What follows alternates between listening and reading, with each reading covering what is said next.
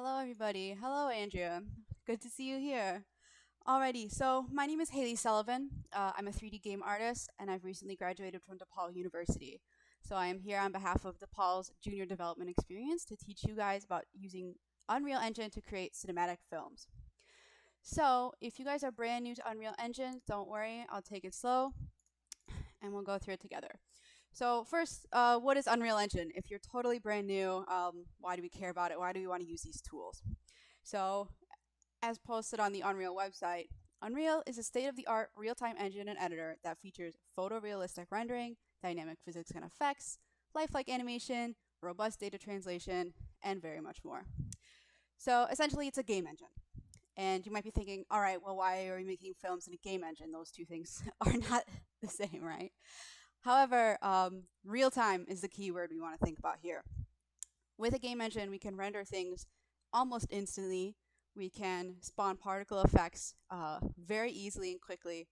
And so it is actually a tool that does allow us to create really, really awesome films and take advantage of some really cool real-time effects that if we were making films in a program like Maya, particle systems are a nightmare. Rendering can take hours, days, even weeks. And obviously there are some pros and cons, but Unreal does have some pretty powerful tools for us to make films with. So that tool that we're going to be working with today is called Sequencer, and that's the native cinematic system. So Sequencer allows us to create cutscenes if you're making games, create cinematics, you can render out fly-throughs of your environments, and of course you can render cinematic films. So you can create scenes that will play in-game and are triggered by the character, or we can render out image sequences and movies and combine them in other editing programs. So it's a super powerful tool that you can use to show off your work in a really convenient way. That's not just a little screen capture. And we can do it in real time, which is worth all of the tears and suffering that we'll go through to get there. So not just to make games, guys, it's for anything you can dream of. So some pros is, again, super, super fast rendering. We can iterate really quickly. We can adjust shots on the fly, edit lighting, edit our materials, use particle systems. All these powerful Unreal Engine components that we have access to, we can use within Sequencer.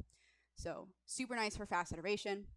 If you are someone who does not like to lock shots in animatic, doesn't like to lock storyboards, just wants to literally get there in camera, see the scene, and make some shots, it's a great way to do that. Some of the cons that we have to deal with, though, are troubleshooting. So Unreal Engine is going to have a lot more moving parts than if we were to make a film just out of Maya. So rather than modeling, rigging, texturing, animating, and rendering out of one program, now you're using 2 programs or 3 programs, however many pieces in your pipeline that you need to bring together. So that means, of course, it's going to take us a little bit more to get all these pieces together. You're going to hit some more obstacles, and you're going to need to understand a few more parts of this engine in order to make your film successfully. So we're going to touch on a few of those different parts today, and we're going to walk through together just building a very simple shot, highlighting some important concepts, and of course, warning you of some common pitfalls. So my prime experience with Sequencer is a film that I just created. I worked on it for over a year. It's my little poster right here, titled Merciless. And it's a film that I created entirely within Unreal Engine. And so, of course, I learned a lot of things along the way, and I'm going to show all of those things to you guys today. And at the end of our stream here, if we've got a little time, I'll pop open some of my Merciless scenes as well and show you guys a more complex set of Sequencer shots. We will not be talking much in depth about how to trigger like cutscenes and things in game, but I'll share some links at the end and just highlight how you could do that. So let's get started. We have our Unreal Engine open right here. I am using 4.23 for my engine version, so just bear that in mind. I believe the current version now is 4.25, so things might change with different engine versions, but everything I'm teaching you will be relevant for 4.23. So I've created our project here, just filed new project, and I've populated it with a couple of assets from the Epic Games Store. So just to highlight that, if you guys are new, the Epic Games launcher that you find Unreal Engine and of course Classic Fortnite in has a whole marketplace with free assets, paid assets, all the different goodies that you're going to need to make games and cinematics.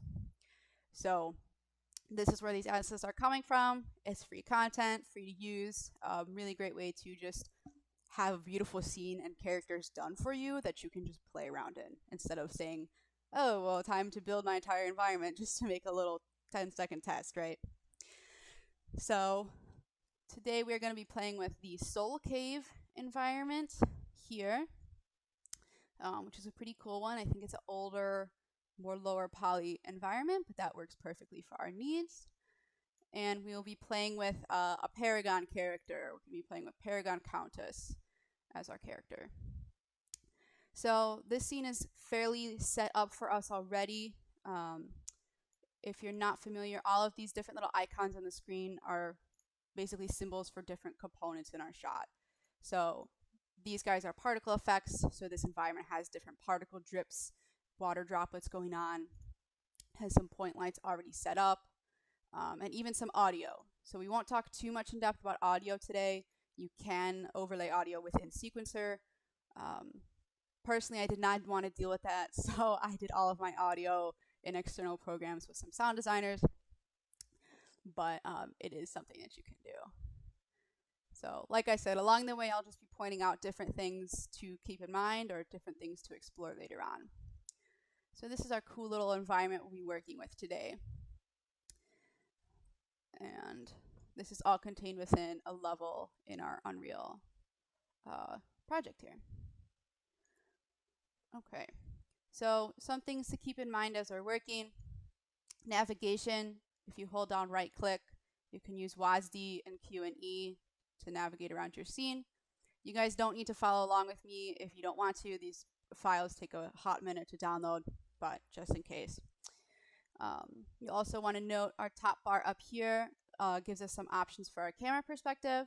So your default is perspective camera, but we can view top view, wireframes, different stuff like that. And then once we have our cinematic cameras active, this is where we can access like cinematic viewports and things like that. We also have some lighting controls, so we can do lit and unlit, and wireframe, just different settings to kind of examine our scene in different ways. These also become helpful if your scene is getting pretty heavy and you have a lot of lighting data and you're like, you know what, we don't need to worry about that right now. Let's just fly around unlit. Okay, other stuff we've got, World Outliner over here is going to list all the stuff in our scene. For this environment, it's pretty much all these static meshes, which are just our object models in the game. And we've got nothing else going on, so pretty nice and clean for us right here. This outliner is very similar to like a Maya outliner, where it's just going to list all of our different actors in here. Ooh, had a filter going on, so actually there's a lot more in this scene than just our models. We do have our audio, some blueprints, which we'll touch on, meshes, particles, lighting stuff, but we don't need to worry about that just yet. We have our details panel down here, which we'll be referring to. So if we click on any actor or object in our scene, we can look at like location transform data, some material information, and just kind of give us a breakdown of all the different things we can control. Different actor types will have different settings. So a light will give us intensity and light color and things like that. So let's look at, all right, we've got our level set up. How do we make a sequence? So the unit of a sequencer is a sequence. And typically your sequences are fairly closely tied into your level, in the sense that it's going to be referencing the objects in that level. So if I decided to do, file new level and build a whole new scene, the sequences over here in this environment are going to have a problem referencing the other environment. So all that is to say is make sure that you are building your sequences within the level that you want them to exist to make life as easy as possible. And one thing that we're going to want to do before we do anything is talk about file organization. So as with any project, especially using Unreal, organization becomes really, really critical to the success of your project. Some people can get away with doing that, file name that's 10 letters long and says, recovered, crashed, version 25, final. Not what you want to be doing in an engine where you have as many moving parts as we do here. You really want to take a step back, plan out some naming conventions, make some lists for yourself, figure out what is everything I need, where's it going to go, how's it going to get named. And the first step in doing that is going to be creating some folders. So I've already created a cinematics folder here. If you want to create a folder within our content browser, that's this whole window down here, you can just right click up at the top, new folder. And you'd want to name that something useful, but we're going to delete that because we don't need it.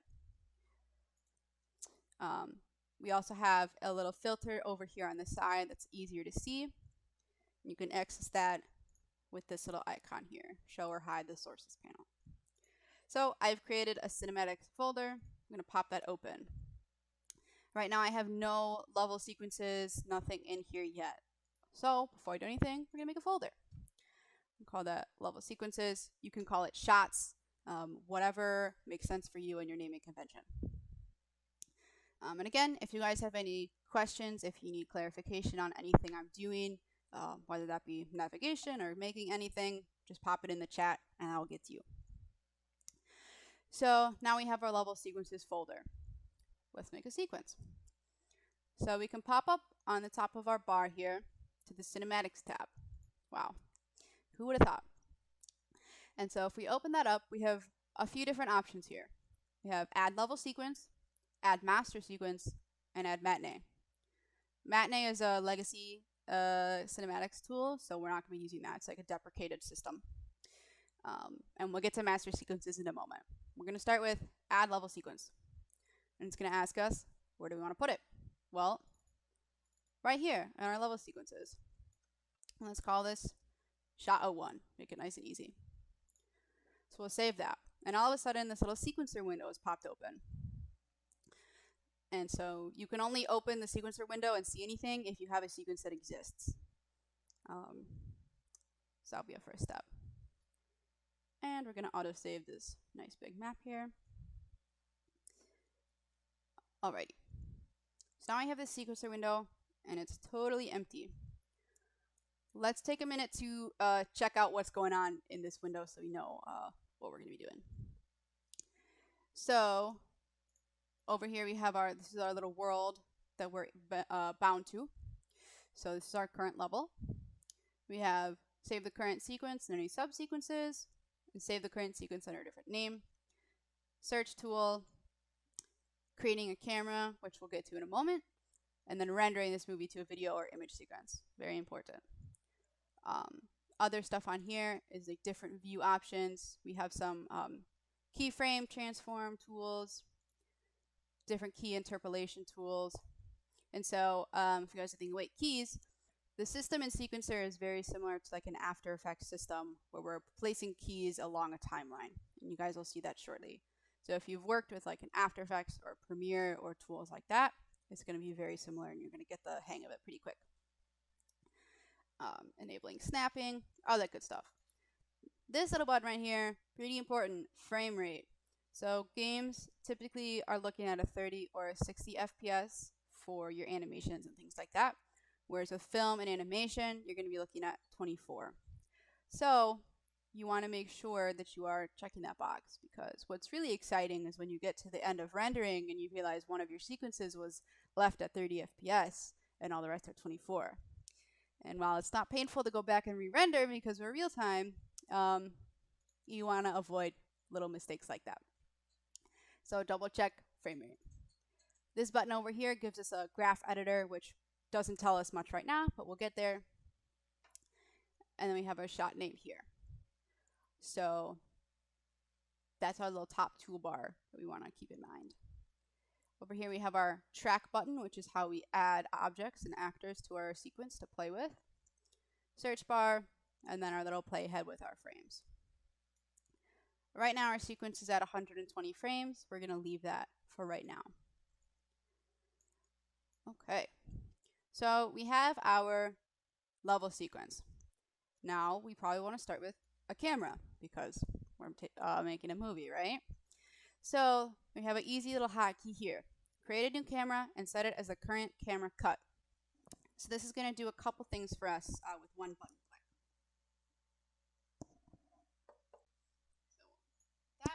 Okay, now a bunch of things just happened. We have a camera cuts track that was just added. We have a Cine camera actor that was just added. And it's got a camera component, aperture, all these different tracks added here now. And our viewport changed as well, because now we are piloting Cine camera actor.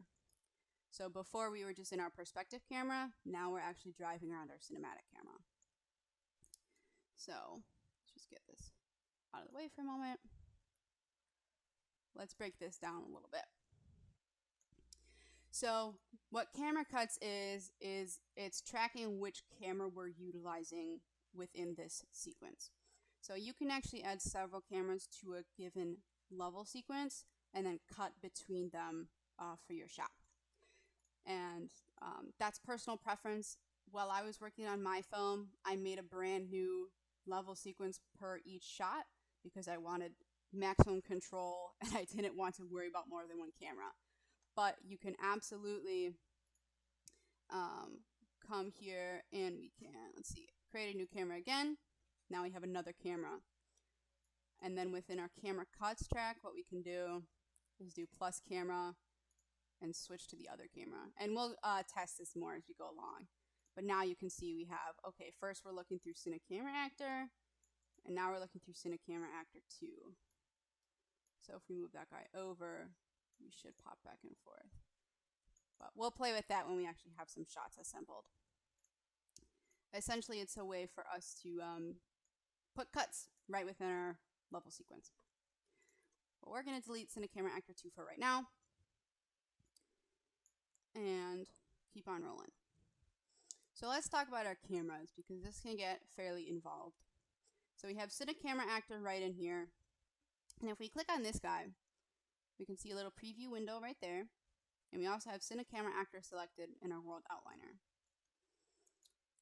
And so what we can do is we can actually make let's make a folder and let's store all of our sequencer items together. So we can do a folder here as well. New sequencer. So not only do we have a camera actor now in our world, in our level, in our scene, whatever you want to call it, we also have our shot existing in our world. So we're just going to put those two guys together. If we look at our Cine camera actor, we can see, oh, it's linked to shot 01. Awesome. We can also rename it Cine camera shot 01. You can reuse your cameras for multiple shots, but typically you just want to rename these because you're going to get into Cine camera actor 150, Cine camera actor 275, and you're going to be sitting there thinking, what is even happening? So you do want to try and name these guys. So it can be Cine camera cave. However, is easiest to organize. So let's go to our details panel. All right. So our camera has a transform, which is our location, rotation, and scale within the world. And we can also access our transform through sequencer. Down here. So same exact data going on. We also have a mobility, movable. We're not going to worry about that too much. What we do want to worry about is this little setting right here, current camera settings. So standard Unreal Engine cameras for games do not have as many settings as the Cine camera actors do, because Cine cameras will give you more control for cinema. So let's break it down. Our first setting here is look at tracking, and so what that means is we can say, hey, I want you to always look at this big statue, and then wherever we put this camera in the world, it's always going to be pointing at this big statue. We can set that actor right in here. And so that's good if you're trying to fly around something or do like a 360 shot and you always want to be looking at the same object. It's a tracking shot. Film back settings is kind of what type of camera are we playing with. And so to look at this more easily, we have our Cine camera cave, and we're going to go to perspective, and we're going to go to placed cameras and do Cine camera cave. All of these other ones were in the scene previously, so we're just going to ignore those. We only want to think about what we're worrying about right now. So now our perspective has changed. We're now piloting, and our camera view is now locked to Cinecamera Cave. One last thing, we want to make sure we're not using default viewport. We want to be in cinematic viewport and make sure we're in Cinecamera Cave. So that's the point that you can get tripped up in, is you can be in perspective and then be in cinematic, but not actually be driving the camera that you want to drive. So you set up your shot and you're like, yeah, I love this. This is awesome. And then you're like, wait, I didn't actually use the right camera. So make sure you're in cinematic and you got your camera going. And you'll know that you're in both because you'll say pilot active, Cinecamera, and you'll have this fun little bar down here with all this nice data. All right. So then let's take a second and we're going to go back to our camera settings and play around. So film back settings is kind of the type of film that we're using. So we can switch to like 16:9 film, we can do Super 8, 35mm Academy, IMAX, and it's all just kind of the default types of cameras. And the reason that this is really nice is because you can imitate a real life camera within the engine. So you can make it look exactly like, you know, film that's been shot very, very specifically. So that's cool. Not going to go super into detail about camera stuff. You guys can look that up, but just so you know where to find it, this is where you're going to get it in your film back settings. So let's stick with 16:9 because, you know, we're little filmmakers here. You can change your sensor width and height and your aspect ratio. You have some lens settings for like focal lengths, f-stops, and zooms. And then we have some focus settings, which we'll get into, and focal length and aperture. So focal length is how much are we kind of seeing on screen. And if we go really far, we kind of get this fisheye thing. Again, not going to go super into depth on explaining that, but we can share some links later. Aperture is something, focal length and aperture are both very important. I tend to leave focal length as is, whereas aperture is going to be how we're focusing in this world. So if you have a really short aperture, a really low number, basically almost everything is going to be blown out of focus except for exactly what we're looking at. If we have a really high aperture, almost everything will be in focus. So aperture is related to our focus settings. And we have a couple different ways of focusing. None, which disables depth of field entirely, which for cinema you probably don't want unless it's for a specific use case. Manual and tracking. So just like we can do a look at tracking and tell the camera, always look at this object, we can say, always focus on some object, which is really nice. I tend to use manual unless it's like a very specific shot because I want to make sure that what I want to see is actually in focus. So just to play around with it a little bit, let's choose our manual focus distance and we'll do draw debug focus plane. And we can't even see it on screen, so that means it's probably pretty far away from us. And that's this purple thing that is coming into our field of view right here, is this manual focus plane. Again, pro tip, this focus plane will render out when you render your shot because it is supposed to, it's a debug and it's supposed to allow you to see the focus at all times. Again, really annoying when you leave this on accidentally and you render out your shot and everything's pink. So along the list of things to check before you render is my debug focus plane on? Because you might have left it on. We can also change these focus settings, by the way, over here in our camera. So we can change our aperture, focal length, and focus settings right in sequencer, which means we can keyframe that, which is super duper awesome. So you can go from, you can change your focal length, you can keyframe what we're focusing on. So we can start focusing like way up here on this little ball. And if we hit this little keyframe button, now we've got a key. And then we can go all the way over here and say, all right, I want to focus back on, I don't know, this like waterfall zone. put another key. And then as we play our shot, the focus is going to change. And then we'll turn our debug off. And it's a little bit hard to see right here, but I promise it is doing it. So yeah, aperture, focal length, focus distance, very important to keep in mind. Other fun stuff down here. All right, we'll get to that in just a second. So once again, we've talked about how we can view through our specific cinema camera and make sure that we have our cinema viewport so that we get the specific shot we're working with. We've talked a little bit about camera cuts and how if we want, we can actually have more than one camera within our sequence and cut back and forth between the two of them.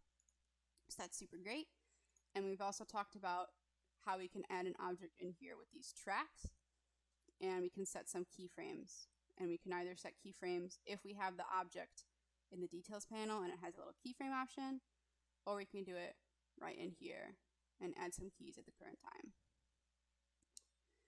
So let's see what else. All right, and then one more thing while we're talking about cameras that's really critical is exposure. So, let me iterate what I just did there. So when you're in your cinema camera, you have these two little buttons to toggle what you're looking at. If you hit this little like eject button, it kicks you back to your perspective camera. So when you're playing a game, typically you have some degree of eye adaptation, which basically means, oh, when I'm in a bright area, everything is going to get brighter. See, oh, we just did it like this. I'm in a bright zone, it's bright over here, but it's really dark over there. And then when you get in the darkness, your eyes adjust, and that area looks super bright, and this part is a little bit lighter. Our eyeballs do this naturally. You probably don't even notice it a ton, but a lot of video games tend to play it up to really get that, crazy feeling.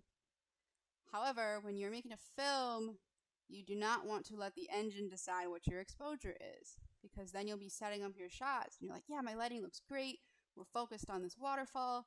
Wait, hold on, it just got really bright in here. I didn't like that. Or vice versa. Oh, this lighting is super awesome. Wait, hold on, now I can't see anything. So we want to have control over that because that's not great. There's a few different ways that we can control our exposure. One of them is controlling our exposure purely in our perspective view, and we can do that through our little lighting menu here. So if we go down here to exposure, we have game settings, and then we have a manual exposure that we can set. So game settings means eye adaptation, game settings. If we uncheck that, now everything got a bit darker because the game exposure got turned off. So now we are not adapting to the different lighting, which is what we want. Also, you can manually change this exposure value to be higher or lower. So when I opened this scene, the default was set at 1, and I was like, is this lighting broken? Because this environment is really, really dark. What is the problem? But then when you play with the exposure a little bit, you're like, no, it's there. It's just the camera giving us some issues. So I always make sure to set my perspective camera, first of all, with a specific exposure, just that as I'm just flying around, kind of planning shots, seeing what's going on, I don't have to worry about what is happening with my lighting. Oh, I see a question. How do I do this in Unity? Do not ask me. I am not the Unity lady, but we can look up some tutorials and check that out. It's a different lighting system. I'm still trying to learn it. But you're in the wrong place for Unity tutorials, my friend. So, all right, we've set our exposure on our perspective, but it's like, all right, what is it on our actual camera? You can set exposure on a per camera basis as well. So again, if we select our cinema camera and our sequencer, we can come down to post-process. And within post-process, we have an exposure menu. And to basically lock our exposure, what we want to do is check our min and max brightness. And now, do you guys see in this little preview window how cinema camera just went super white here? Let's check that out. Okay, maybe it's not showing us exactly, but in our little preview window, the cinema camera just went crazy because of the brightness change. And that is also part of this eye adaptation. So what we need to do is get this min and max brightness and set them both to the same number. It actually, I don't think it matters. Okay, so it doesn't matter which number it is, and you can make it brighter or darker, but they just need to be the same number. And what that means is that your camera will no longer adapt. If you do want eye adaptation, you can leave this here, and you can actually tell it very specifically what its exposure should be with eye adaptation. For my purposes, I typically just set it at 1 and work from there. Alright, so now we have one camera set up and we have our perspective view set up for exposure. And we're like, okay, cool. What if I have a shot with 18 cameras in it and I don't want to do that manually for every camera? We can also do it on a level basis. And the way to do that is to add a post-processing volume to our environment. And that is just an object that controls all of these things like our exposure and our bloom, and you can put chromatic aberration, all kinds of fun stuff, but it will do it on a world level so that every camera will be affected by it. And so to do that, we can come over to our little modes panel. If you're using default UI, modes panel is going to be over here on the left side.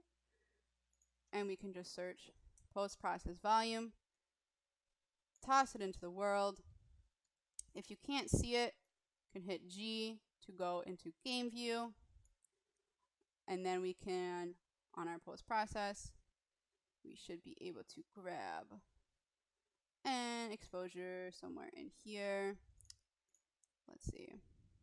They put it in a different spot. Then, okay.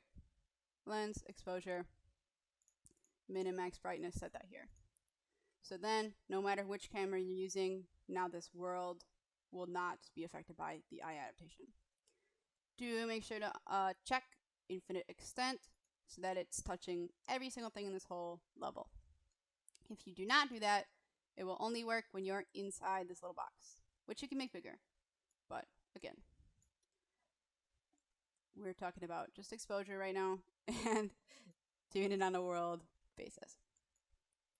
So now we are in a good spot to start looking at adding some other things to our scene, right? So we know right now, all right, we've got our camera.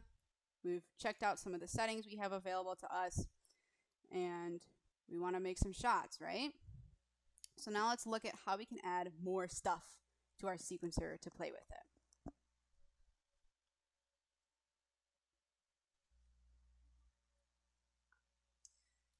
And again, for anybody that's new to the stream here, I'm Halley Sullivan with JDE, and we are learning about cinematics with Unreal Engine. Super fun. Okay, so to add more stuff to our sequencer, we want to make sure that whatever we want is in our world outliner here. So let me just close some of these tabs. So with sequencer, we can either go to the plus track, and we have some options. We can choose actor to sequencer, and our tooltip says allow sequencer to possess an actor that already exists in the current level. So it's kind of grabbing it and saying, all right, I have control over this object. So if we want a character, for example, we're going to have to put our character in the scene. Other tools that we have here is folders for organization, which again, as you know, big fan of folders, will help you save a lot of time. You can add audio checks, which we will not talk about today, but you can totally add audio. And we will get to, well, some of these we don't need to worry about today, but it's like fading in and out, different things. So again, since we are looking at this as this is kind of a tool that we're using to render out shots, but we're doing all of our sound and editing in like Premiere or another program. We're not worried too much right now about, oh, does every single sequence like link up perfectly? Is it fading correctly? Is the audio linked right? Right now, we don't care because this little game we're making never needs to be played, which is a beautiful thing. If you are making a cutscene for in-game, there are going to be more considerations that you're going to want to take so that when your player, walks over that big button and starts their movie, it actually plays correctly. But again, I'll shoot some links out at the end of this little stream here, and we'll talk about that not right now. So I'm going to save my sequence right here, very important, and I'm going to find a character to pull into our scene. So again, I'm using a Paragon character from Epic Games because it already exists and it has animations and it's going to be really nice. So I'm grabbing SM Countess, which is a skeletal mesh, and that's Unreal for a rigged character. So I can grab her and I can just pop her in this scene here. So now she's in here and now she's in our world outliner. And so yeah, she's a rigged character, and from our details panel here, we can tell her, you know, hey, this is your skeletal mesh you're using. These are your materials, physics, all kinds of good stuff going on. But we want to use her in Sequencer because we're going to make some, you know, silly little shot going on with the simple animation. Again, our goal here is not a perfect final product. It is just for you guys to understand kind of the concepts and like how you might go about putting something together. But this environment is cool and she looks cool, so we'll work with that. So we've got our girl, we've got her selected. So we can go over here to our sequencer, you track actor to sequencer, and she pops right up at the top. So we'll click add static mesh countess. So her tracks are appeared down here, and she has very different tracks than a camera would, because a static or skeletal mesh or static mesh are not going to have focus distances and apertures and things like that. She does come with an animation track and a transform. We can also, if we go to her track, add other tracks. So we can add other paths, we can attach different things, we can add more animations, we can add properties like actor hidden in game. So that's really nice if you have something in a shot and you're like, please just, you know, I don't know, maybe your camera's clipping through a wall and you're like, okay, please take this wall, just hide it for this shot. You can totally do that. So now she is in here, and if we have her transform, we can set a key, move our playhead, push her over there. I have auto key on as well, so as soon as I move her, we have a little key that pops up down there. If you turn auto key off and we like move through our timeline, and I'm like, okay, I'm going to take her and I'm going to push her forward, there's no key that appeared. So please make sure that if you want auto key, make sure you got auto key. If you don't want it, make sure that when you move things around, let's see, you are actually hitting that key button. Because it's really sad when you set up a whole camera move or whatnot and then you realize you didn't have that key going on. So, alright, so she's moving around. Beautiful, amazing. So, let's see. Other important stuff with tracks. We're going to get all of our pieces assembled here, and then we're going to throw together our little shot.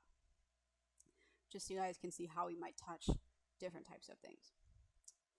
So, if you're like, well, I want to edit these keys, or I want them to have ease in and ease out, or different stuff going on, there's a few ways you can do that.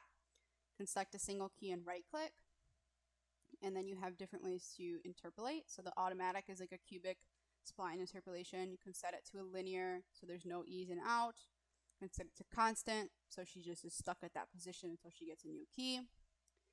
And if we go to properties, it exposes to us, okay, well, in this key, we're saying that she's at X, Y, and Z location at X, Y, Z time. So that's one way. Another way is we have a graph editor available to us. And that's a curve editor, they call it. But if you know my animation, you're going to think about it as a graph editor. So we can click on that, and we get sequencer curves. And as with everything else in Sequencer, anything that we can put in Sequencer, we can keyframe it.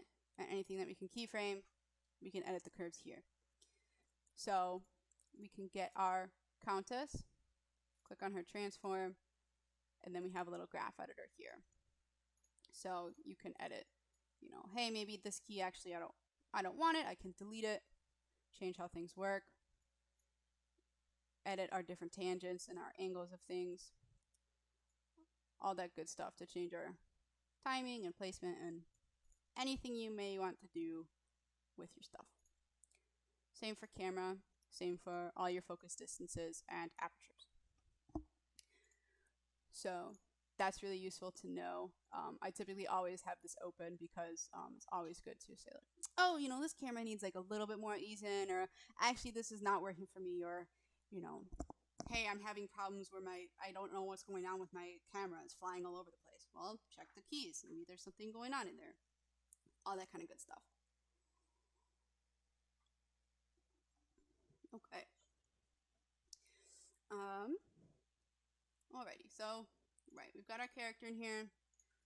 Let me show you, I want to teach you guys a concept. So to teach you that concept, we're going to put a light in here as soon as we are done saving.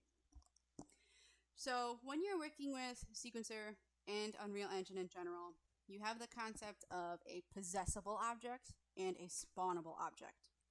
And possessable means that like a character, like a player can play that object, or a sequencer can grab it, or essentially it means that these different components of the engine can get that object and do things to it. So these different things within Sequencer, this camera, now this character, they're considered possessed by Sequencer, because Sequencer now has this ultimate control of, you are going here, here, I'm triggering this, that kind of thing. So in order for Sequencer to act on an object, you have to tell Sequencer to possess it. And you do that with track actor to Sequencer. Sequencer will still obviously render everything in the scene, so I don't have to say, okay, cave floor 87, go to Sequencer. Like, it will still render the whole environment and everything. But if you want to keyframe anything, if you want to affect anything in that element, you're going to have to add it to Sequencer. So what we're going to do to explain spawnables is we're going to throw a light in here. So again, going to modes, let's pick like a rect light. So we're going to drag that into the world outliner, and we're going to be very clean and tidy and take our things we're touching with Sequencer and put them in the Sequencer folder. I'm trying to model better behavior because this is not how I worked and it did not help me.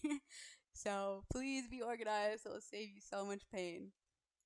Alright, so now we have this little light in the scene, and the example I want to give is, okay, what if I have one shot and I'm like, man, I would love like a really cool rim light on the back of my character to, you know, help her stand out from this darkness and like make her look super awesome, and, you know, whatever you're doing with your stuff. But I don't want it in every shot. I only want it in this one specific shot. You could add it to your level, and you could keyframe it, and so we'll do that. So we're going to say, okay, actor to Sequencer, rect light. We should name that. We're just going to not do it right now. You can say, oh, okay, well, I'm going to leave it there, and I'm going to take my intensity, and then I'm going to take the keyframe intensity and turn it off to 0, and do that to make it go away. We can say, okay, actor hit in a game. All right, I'm just going to turn you, put it back here.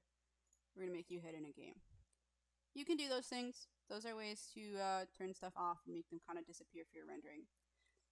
But you still have this guy that's going to exist in your outliner and take up space in your world for your other 87 shots you're going to do. So you're like, man, I wish I could just make it only exist in this instance of Sequencer. Well, guess what? We can do that by converting it to a spawnable. So we should be able to right click on our rect light and go convert to spawnable. Make the specified possessed object spawnable from Sequencer. This will allow Sequencer to have control over the lifetime of an object. Boom, converted to spawnable. Now, if we look at this icon, there's like a little lightning bolt on it, and if we hover, it says this item is spawned by Sequencer. And then we get the little spawn button. So this object now only exists within Sequencer. And if you guys look at this outliner over here, when I uncheck this, that rect light is gone. So that's a way that we can make it super easy for Sequencer to spawn specific lights and then make them, or any specific anything. You can make anything a spawnable. But to spawn an object and then make it disappear. And if you watch, when I get to the end of this shot, it should despawn. Okay, maybe not, but typically your object will go away. Another thing is that your camera is actually a spawnable. So your Cine camera that Sequencer has created is a spawnable object. And so sometimes when you are in your sequencer window and you exit the sequence, sometimes you'll be kicked out of the camera because the camera actually no longer exists. And so if you have a camera per sequence and then you're in a different sequence, it will no longer exist for you. So let me see if I can demonstrate that. So if I have this selected. Okay, well, of course it's not doing it when we're demoing, but typically when you exit your shot, these objects they'll still exist in your sequencer here, but they will no longer exist in the outliner because they no longer exist. They only exist within our start and our end here. And so that's just an important concept to know, because typically when you're assembling a shot, you want everything to be in kind of the same level. And so it's just an easy way to organize things by keeping them together within Sequencer, but also by just making them spawnable so that they go away. Alrighty. Again, if anybody has any questions, just pop them in the chat. If I'm going too fast or you want me to reiterate anything, do let me know. Okay.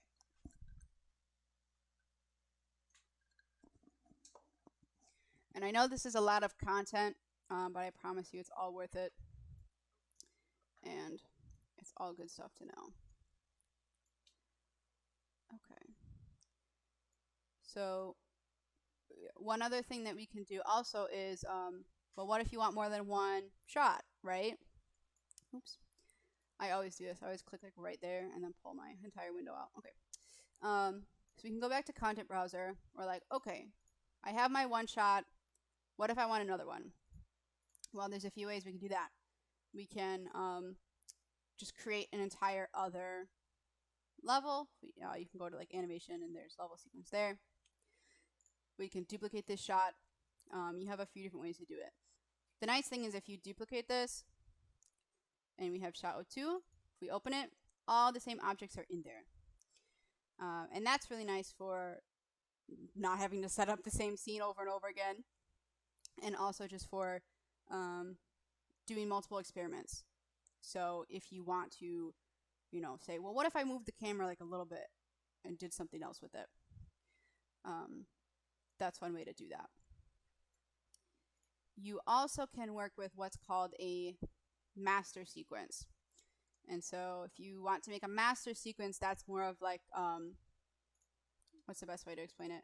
With these shots, I can only open one shot at a time. And then I have to go back and open this shot and go back and open another shot. And there's nothing linking these two up. So if I wanted to play shot 1, then shot 2 in a cutscene, right now they're not linked together. So what we can do is we can create another level sequence to be a container. So we'll call this one master sequence. And open that guy. And then we'll add a shot track. And a shot track is a container for other shots. How crazy. So then if we have our shot track, go add shot, and then we can click shot 01, and now that's in there. We can add shot and go shot 02, and now that's in there. And we can take these shots and you can move them around. You can trim them a little bit shorter. And we can also, if we come down here, increase the length by just clicking and dragging, or by typing, whatever is easier. Increase the length of our master sequence and move our shots around. So then if we have a master sequence, what you can do is you can go in here and you can render this shot out, and you can go back to master sequence and you can render this shot out, or you can render out the master sequence and it will render out all of your shots in a row. So if you are working in a cinematic, this is what you would want to do, because you would tell the game, play the master sequence. And also, if you're working on a film, you can do that this way as well. You can just say, I'm just going to render straight through every single thing. A few things to keep in mind is, one, making sure your frame rate matches so that our master sequence is still 24 FPS. Two, making sure that your starting and end times are working with your shots. So if I go into shot 1, you see how it's getting cut off completely by the end of the master sequence. If we open this guy up, this like very, very intense red line is the end of the master sequence play area. And so we can stretch everything else out, you know, beyond it, but we'll never be able to render past this. And if you guys see, once I go past this line, these things are turning red just because they've despawned, because the sequence no longer exists after this point. So you want to make sure that you scooch this playhead all the way out and make sure that you have plenty of room to work with. Additionally, now, if I want to make this shot longer, I can stretch it out here. But if you look, this red playhead is still telling us, hey, you're stuck here. You can't go anymore. Right? You can't go any further than this. And hold on, we're starting at 72. I have all these these keys over here. What do I do? Again, you want to make sure that your whole shot fits within your playhead area. And if you want things to go longer, you also have to stretch them out here. So now you can see I can extend my whole shot in my master sequence. And then now this red line is blocking us there, but we can move that.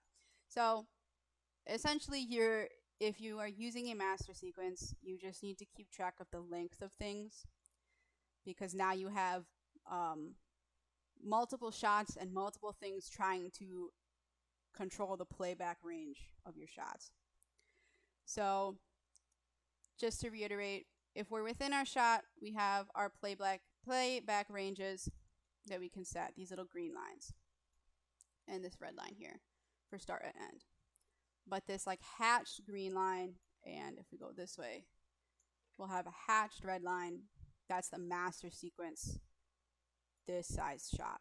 So I'd have to extend this shot out, unless it won't let me. Okay, no, we're good there. Extend that shot and extend this whole shot. So I don't know if that's the most concise way to explain it, but the use case, what you're going to have is you're going to be rendering this, and you're going to have your shot, your camera cuts track here, like pulled all the way out, and you're going to be like, okay, I'm rendering all the way to 216. I'm rendering to 216, but everything is stopping at 145.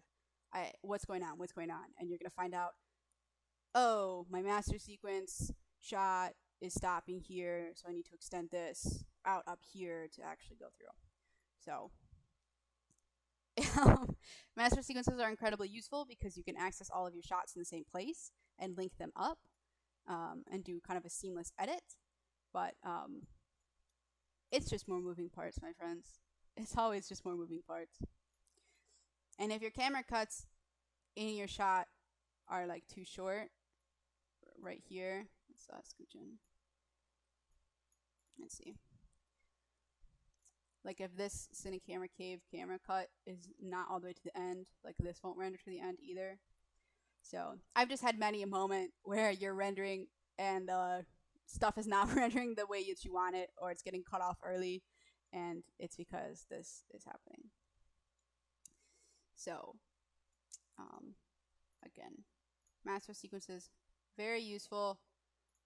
And the way that we created it was creating it manually. So we manually created a third level sequence and then created shot tracks and added shots. But you can also go to cinematics and add a master sequence here.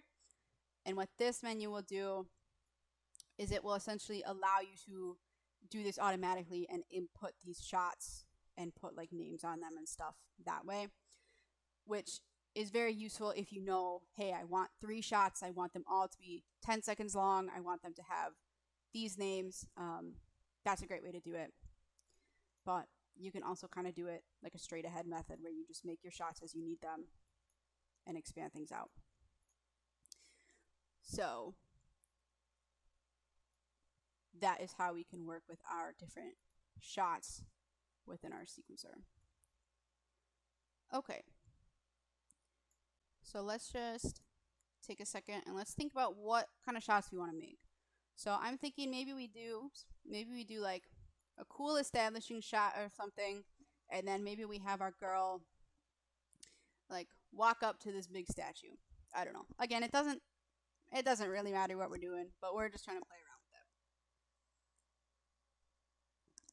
with it. Okay. So let's make our establishing shot. And to do that, what I'm going to do is, first of all, save everything.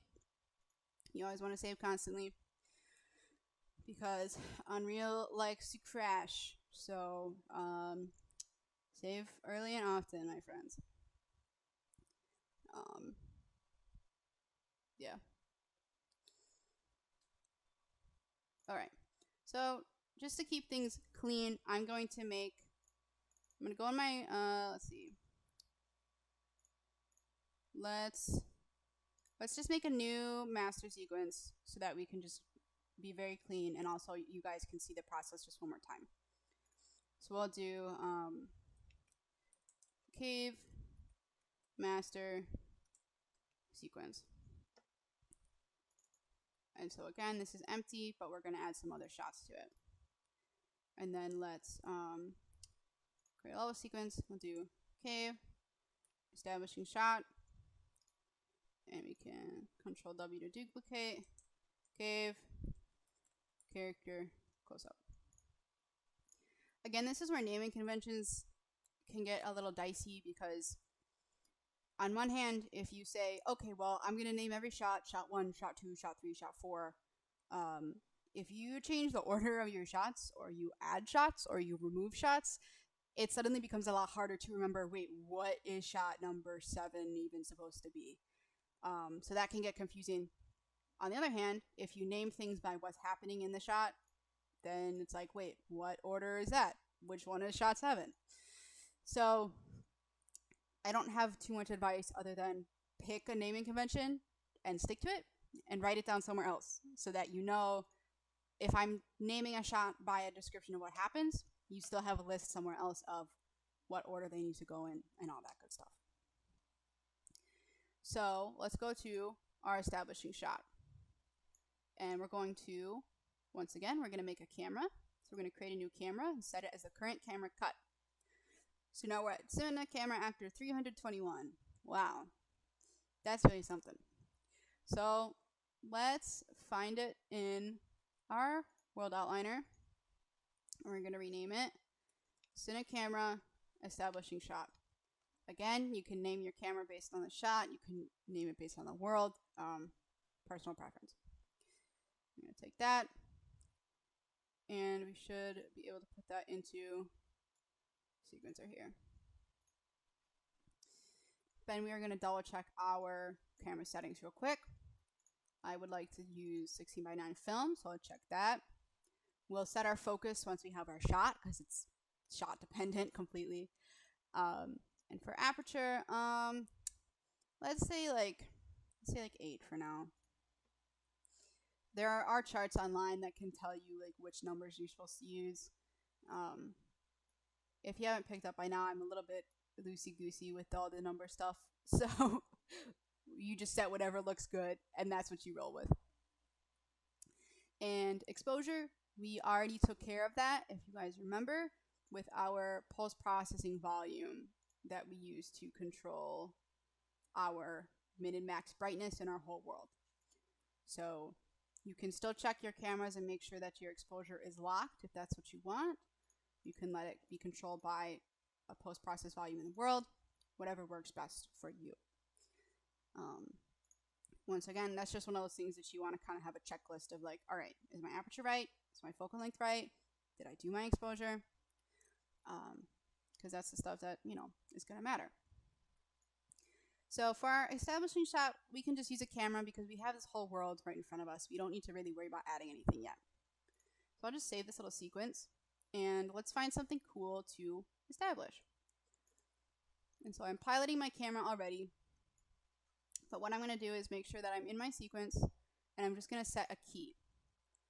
Because I have auto key, when I move, it's going to write over this data here, which right now is what I want, because I want to say I need a key here.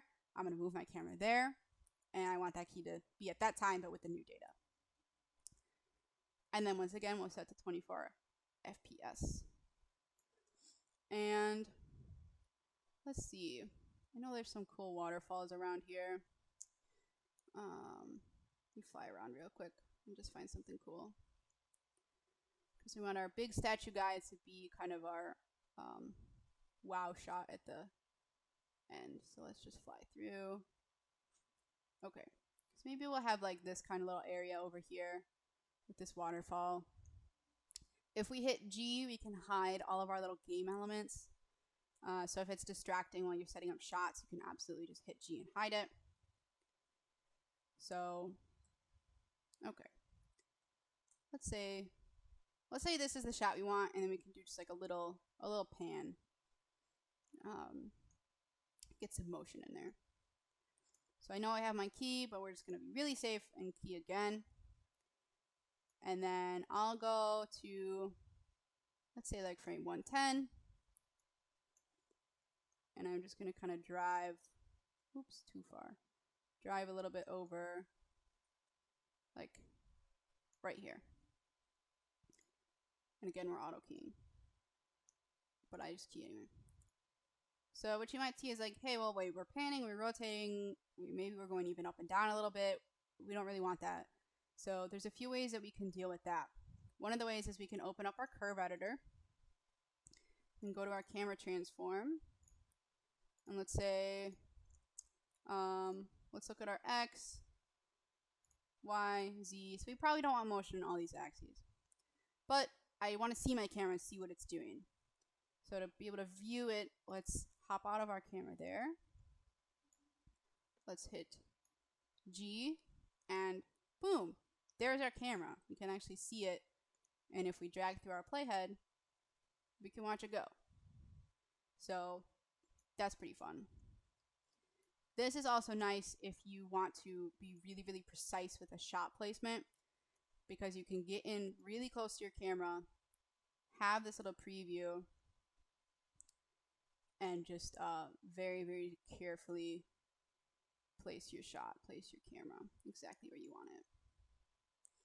So that is going to be one way to do it. Another way would, again, another way to do it would be to like just delete some keys. So maybe I don't want a Z up and down rotation. I can just delete that key. And then when we pull through, it will only rotate on like one axis. And we can do the same with our like location transform, as we can just delete a key so that it's not flying around the way that we don't want it. So those are some ways to clean up kind of our camera transforms. And then again, we can go to our perspective placed cameras, cine camera, be like, okay, that's cool, but now actually maybe I did want that, slight rotation at the end. You can kind of go back and forth and play with it and then say, oh, I did want to actually focus on the waterfall at the end. Gonna have this little shot. Okay, so, that's cute. Now let's focus. Because we don't know, we don't know what we're focused on right now, and it might look good. Sometimes things can kind of look good in our editor window here, and then you render it and you're like, not great. Especially if you're working at a very tiny window size, and then you blow it up. You're like, oh, okay. So let's set our focus. And we can do that with our manual focus distance right here. And so it sometimes can be a little bit easier to control in the details panel, but you can edit things here. What I want to do is open our focus settings and pull out that debug focus plane. So we can turn that on, and we don't see it. So that means that our focus plane, which is like what we're focused on, is really far away. So we can kind of pull this little slider around until we see the focus plane. Or we can actually click on this eyedropper, and it should allow us to click anything in the scene and bring the focal plane there. So that's nice if you want to get pretty close. It doesn't always get exactly what you want. So I like to set it manually, just so that I really know exactly what's going on. But that's the way to do it. Then we can key that, and that's keyed down here. Once again, really important, and I do this all the time, is again, the debug focus plane will render, because the idea is that you can see exactly what's in focus. Typically, you don't want this in your final shot though, so just make sure that you uncheck it before you render. Because again, rendering is very fast here, as you guys will see, but you still don't want to render the same shot 10 times in a row because you forgot to set all your settings. So, alright, wow, nice, cool, we got this amazing establishing shot. What I'll do is I'll take my keys, and I can actually push my keys beyond the edge of our playback range, and what that will do is just make sure that we scrub through, our camera doesn't stop moving before the end of the shot.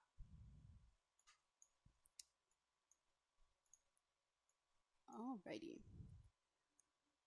And so again, anybody that is new here, welcome. I'm Halley Sullivan with JDE, and we are learning how to set up shots and cinematics in Unreal Engine with the sequencer cinematics system.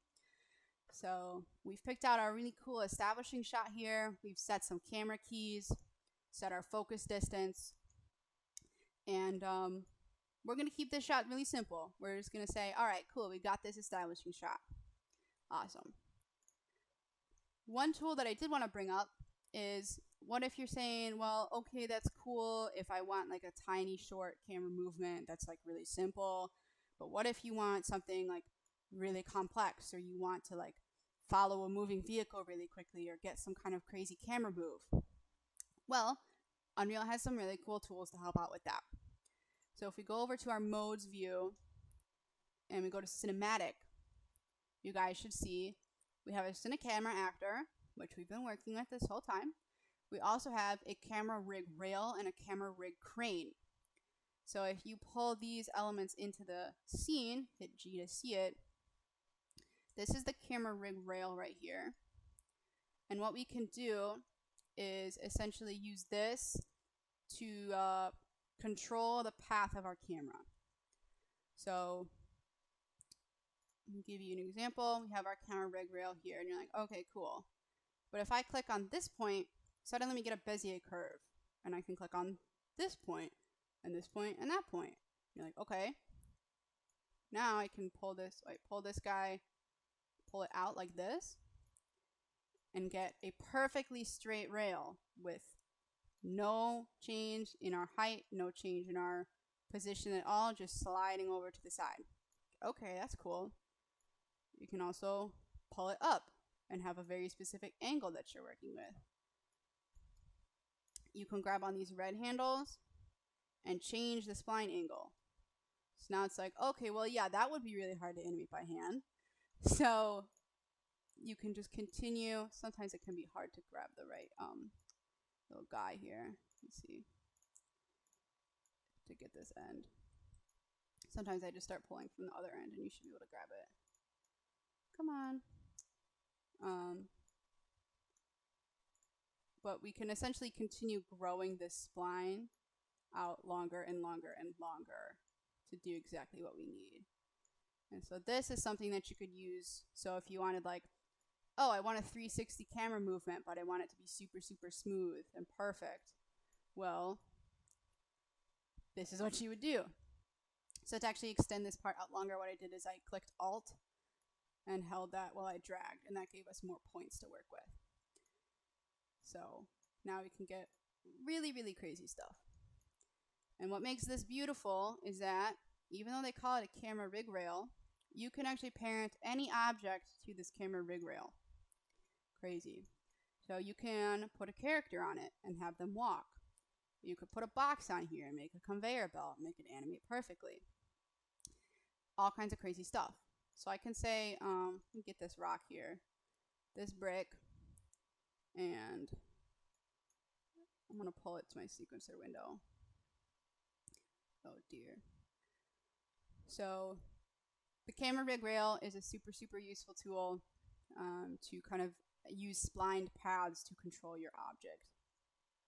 And I used it specifically for like character walk cycles where I wanted them to be moving in a very smooth, specific path that would have just taken forever to key by hand.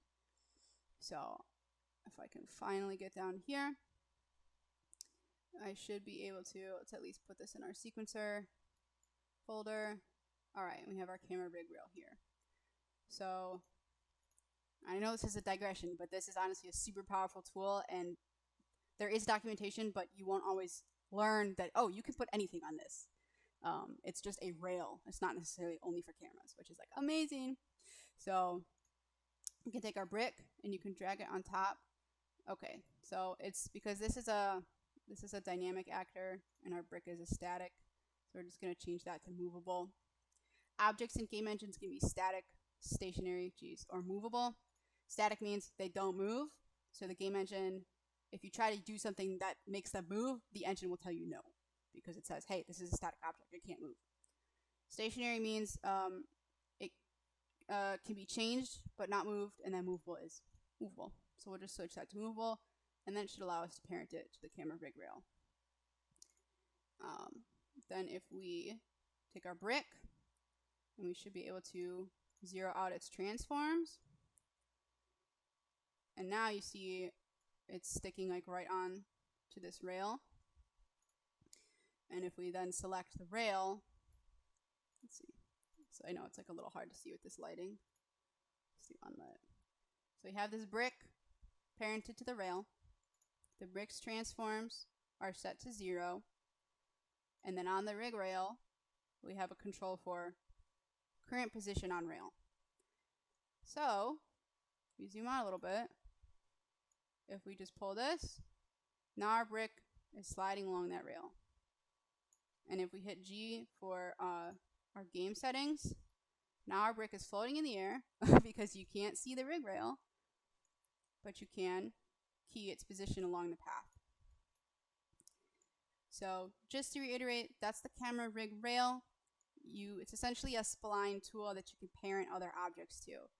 And of course, we can take this whole guy and we can add it to sequencer. So track, actor to sequencer, add camera rig rail.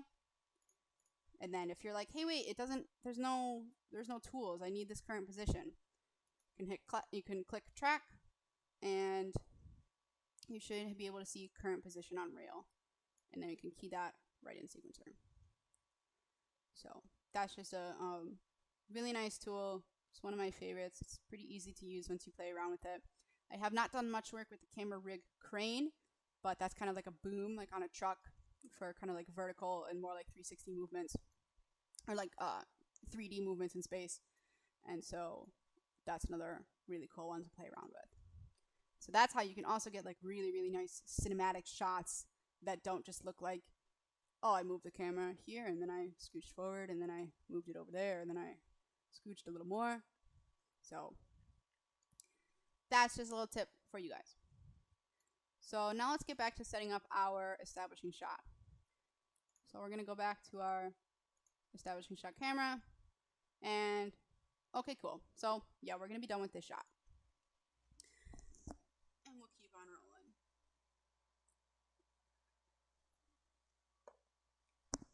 Okay.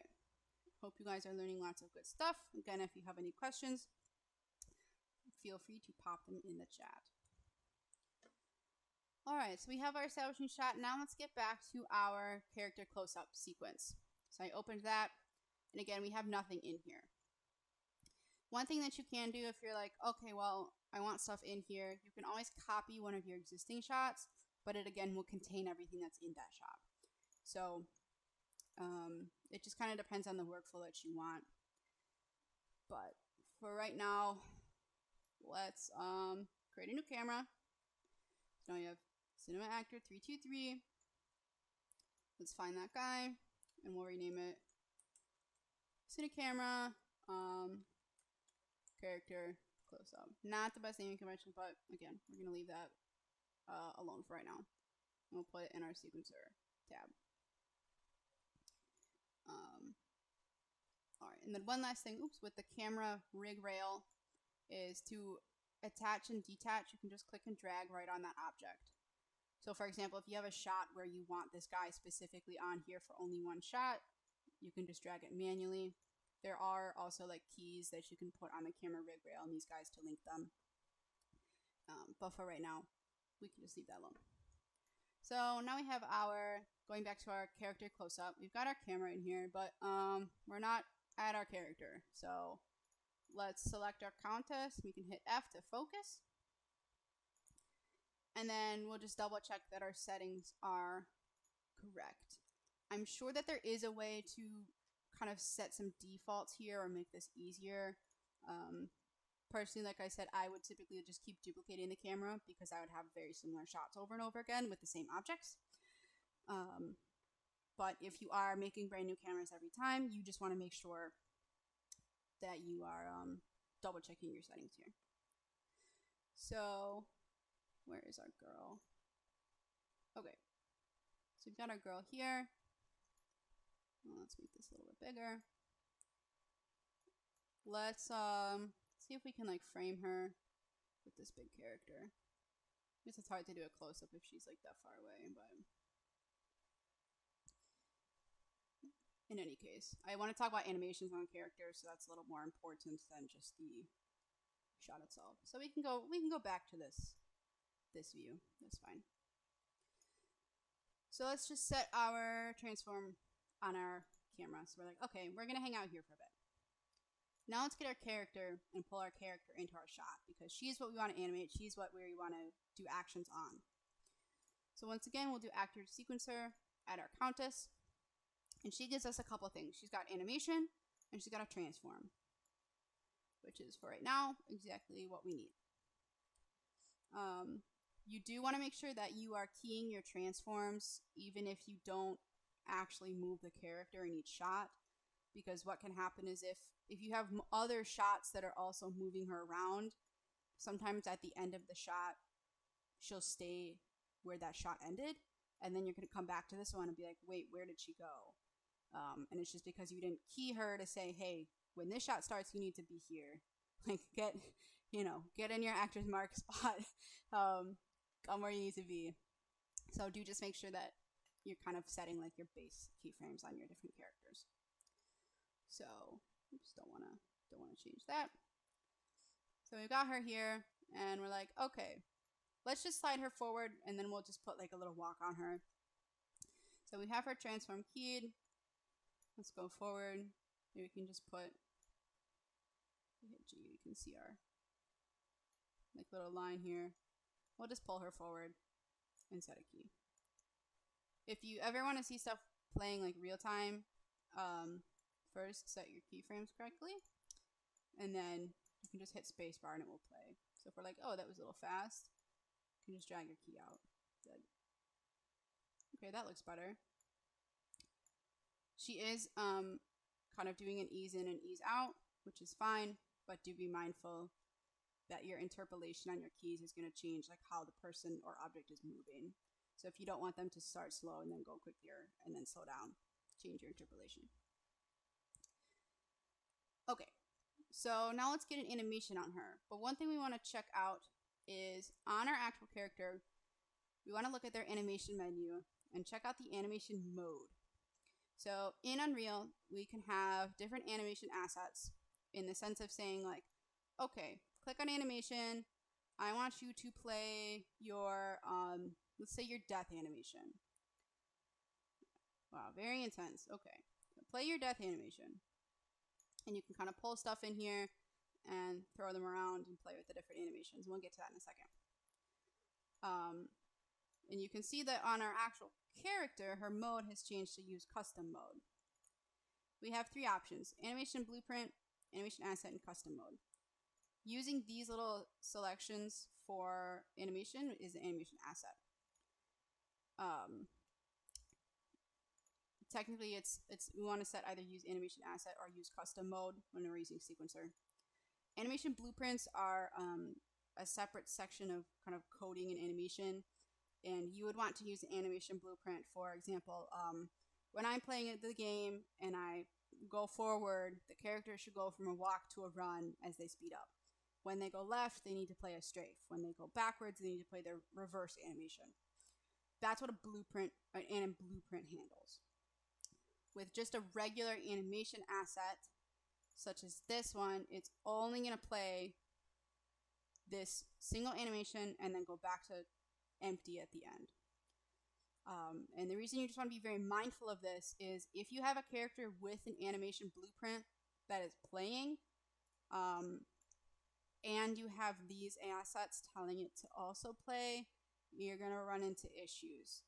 And your issue is either going to be, hey, I'm telling it to play this animation, but it's playing something completely different that's in the anim blueprint, or you're going to say, why is it not playing my animation blueprint?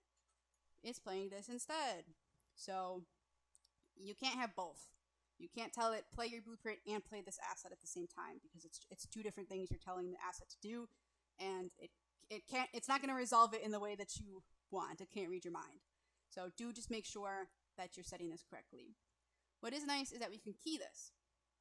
So you can tell it, hey, for this whole sequence, please use your animation asset. Don't ask me. Don't change it when I'm not looking. Just use your asset. And then it will follow this exactly. And it's really funny because this is like such a simple thing to explain now, but trying to figure out in all of these different pieces and components and which different thing is doing what in all the sequences, if your player is not playing the right animation, can be quite something to figure out. So do just make sure that you're selecting this animation asset if that's what you want. But let's see if we can find like a walk cycle, because I think her, oh, does she really not have a walk? That would be something else. I think a death animation is maybe, maybe a lot. Okay, she has a jog.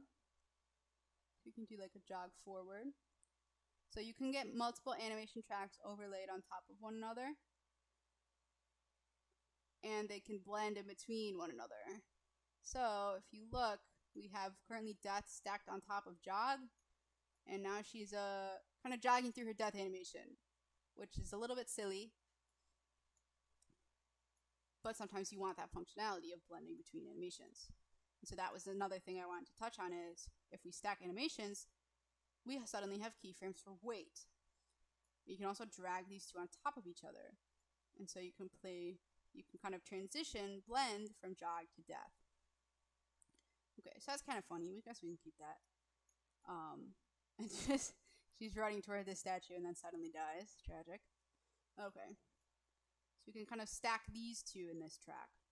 And on top of that, we can still animate her transform. We can still, attach her to a camera rig rail on top of that. We can still put all these other components. So you can really build up a lot of functionality. Also, on stuff that's this, like cycles, what you can actually do is, let's see, like if I pull this up on this jog, you can continue dragging out and it will just repeat over and over. So if we wanted her to start right off jogging and then blend into the death towards the end of the shot, we can do that and repeat what she's doing. Okay. So once again, just to reiterate, you really, really want to double check when you're working with characters. Check their animation mode. Make sure that you know, do I want a blueprint? Do I want their animation asset? This is only a skeletal mesh. It's not a whole character blueprint, so that makes it a little bit easier.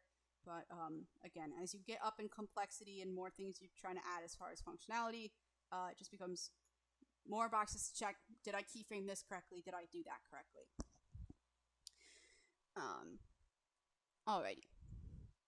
So now let's just double check if our little shot, if we play this real time. Oh, that's Oscar worthy right there. Okay. So that's alright. for our purposes, that is perfectly fine. Let's add just a little bit more to it. Let's make her start from a little further away. I as she runs in, and then go into her death animation. Cool. So what we're going to do, just so you guys, I know we've been here for about an hour and a half now. What we're going to continue doing is add a little light just so you guys can see some lighting effects. We're going to touch on triggering blueprints in Sequencer, which is super, super important and really hard to find documentation on. And then we'll work on rendering it out. And then anything after that is icing. If you guys want to hang out, I'll talk about my film and show you some scenes for that. If not, totally cool. So just to get you, we're getting close to the end here. Like I said, it's a lot of setup, and then rendering is like ding, done. So we're gonna get almost there. So let's just, on our camera, let's set a transform. We are piloting, so we can just go and lift up and follow her. Come on. We can even do, on our focus, we can do a look at focus. So if we change our focus method, we can set it to tracking. If we open tracking focus, we can select our actor from the level.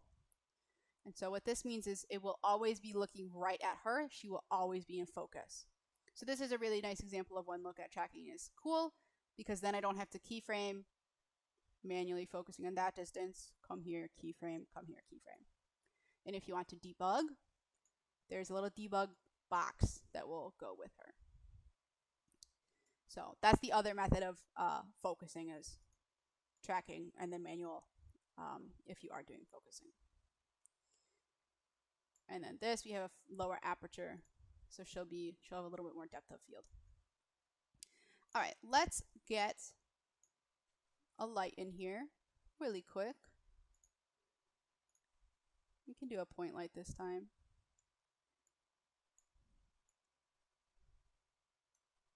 And let's just put, let's put a, I don't know, a little rim light on her when she's dying or something silly. So we can change our color to like, I don't know, purple. Again, this is just to show you guys what's going on and how many things you can keyframe. With lights, you can keyframe so many different functions, so many different awesome things. I'll send some links for some lighting tips later, but for right now, we're just going to worry about turning this light on and off. So I've got it selected. We're going to do actor to sequencer, add point light 3. Again, please rename if you're doing a real project, because point light 3 is like really not a good name. So what we're going to do is we are going to keyframe our intensity here. So I know that at this end, I want my intensity to be 25, and then here, I would like it to be 0. And I'm also going to take this point light and convert it to a spawnable, just so that it gets out of our way when we are done here. So let's go back to our Cinecamera character close-up. So I hit play, it's like, boom, she's dying. That's pretty sad. Tragedy in the making. Okay, let me just see. Let's pull this shot out a little longer so we see the full death animation. Okay. Like I said, beautiful cinematic experience. So we've got this shot ready to go. We've got our light set to spawnable. We've got our intensity keyed. One more thing that I want to touch on before we go to render is how do we get a blueprint to get triggered in here? So if you're unfamiliar with Unreal, blueprint is shorthand for the blueprints visual scripting system within the engine. And what that is it's a method of kind of programming, I guess, but it's like a node-based editor. So I'll open one up and show you. So I have a very, very simple spawn rocks blueprint. And what it does is it is going to spawn a rock whenever we call it. And so blueprints are really critical to gameplay, because that is how you can kind of trigger other events, interact with objects and characters, and do some different stuff. So a classic example of like, well, when would I use a blueprint? Anytime you've played a game and you have walked up to a doorway and the doorway has opened, there has been a trigger box underneath your character's feet. And whenever your character walks over it, it says, hey, blueprint or whatever coding system, open the door. And then it opens. So within Sequencer, there are going to be instances where you're like, hey, I want this character to, when they get to this point, I want this door to open. Or I want something extremely complicated, some crazy particle system to spawn, or something else going on in the engine. Other examples are parent this object to a character's hand. Or, when they drop this object, put physics on it so it actually hits the floor correctly. All of those are different examples of things that you'd want to trigger in your sequencer. So we have a very simple event here. And if you want to learn more about blueprints, there are tons of resources. And also Will Myers, professor at DePaul and part of JDE, teaches some really super awesome blueprint live streams pretty much constantly. So check out this channel and the JDE YouTube for more details on that. But this is a custom event called Spawn Falling Rocks that essentially is going to spawn in a static mesh that we have assigned to a cave rock, and it will simulate physics. So we are not doing anything crazy, but we do need to figure out a way to say, hey, start, spawn, let's go. So what we're going to do is we're going to put this blueprint in our shot. So it's just like a little ball. We can put it like right behind her. And we're going to add this blueprint to a sequencer. Spawn rocks. So there's no tracks associated with it yet. What we need to do is we need to assign an event track. So any object that has blueprint functionality will have an event track functionality. And this is how we tie from sequencer back into kind of the blueprint section. So we're going to select a trigger. So it adds a new section that can trigger a specific event in a specific time. Repeater triggers an event every time it's evaluated. I have not yet used repeater in the functions that I've needed. I've always needed to use just triggers. But again, there's certainly going to be events that you're going to need triggers for. So, all right, we're going to get this little, just a single events track. If you need more like sections, you can do like put more triggers and it will break this apart. You can get like pretty intense and involved with like how many levels you get in here. And you can even come in and rename this like spawn racks. Okay, well I guess they all change, which is maybe not as useful as I'd hoped. But you can create multiple tracks here and kind of separate different functionality. So let's say, okay, when she starts dying, let's spawn a couple rocks behind her. So we're going to add a new key. And we're going to get a warning right away. And what this warning is going to tell us is essentially, hey, nothing's happening. There's nothing, I don't know what to do. It's telling us, I don't know what to do. And we're going to go to this properties menu. And we have a key, and then we have this like little event thing, and it says unbound, and some different little settings here. So of all of the different things in Sequencer that you can do, connecting the blueprints to it is one of the like least intuitive sections, because the naming conventions, like it doesn't ever say blueprint. It always says like events and like bindings, and just it's not really clear. So again, I am going to share some links, but if you guys take away anything from this tutorial, this is going to be the one thing to remember in the back of your mind. It's like, okay, how did we put those events to spawn stuff? Because it's not very clear. So just to reiterate, we've put our blueprint, our little kind of bit of code here, into our sequencer shot. We've added some event tracks, and we've placed a keyframe. Now let's connect that keyframe and tell it, hey, when you get to this keyframe, spawn this rock, please. So we're going to do that by going to properties, and under event, we want to create new endpoint. And what this is going to do is open a whole new window, and what it has done is it has created a sequence director, which is an element, and it's opened up this whole blueprint window. And the simplest thing that we can do is kind of drag from here, and we can search for spawn. Well, spawn falling rocks is the custom event. So we could kind of connect spawn falling rocks here. So if we go back to our blueprint, spawn falling rocks is our custom event, and when that event is triggered, it's going to run through these pins, and it's going to basically create a static mesh. All right, tell it needs to be movable, tell it needs to be this rock, and tell it needs to fall down. Not too crazy. This kind of window is like our intermediate. It's like our middleman between sequencer and blueprints. So you have to kind of create these little sequence events and spawn falling rocks. These sequencer events are called endpoints, and we can rename them. So we can rename this as spawn rocks.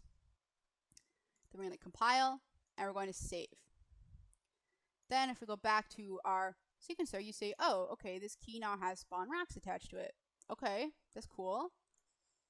We can also set another key, and then when we go to properties this time, spawn rocks exists already. So blueprints and sequencer have spoken, and they've said, okay, sequencer, when you hit this keyframe, this endpoint, tell the blueprints to spawn the falling rocks. It's like, okay, cool. So we'll save that. And when we play, nothing will happen because these things will only function when we actually render. So that is one of the difficulties of working with blueprints and sequencer is you can't really trigger them to play in the viewport. You can only trigger them to render. It's some back-end code stuff as far as how the engine evaluates the render and how it runs through all the code. So we've placed our blueprint. Now let's do a test render.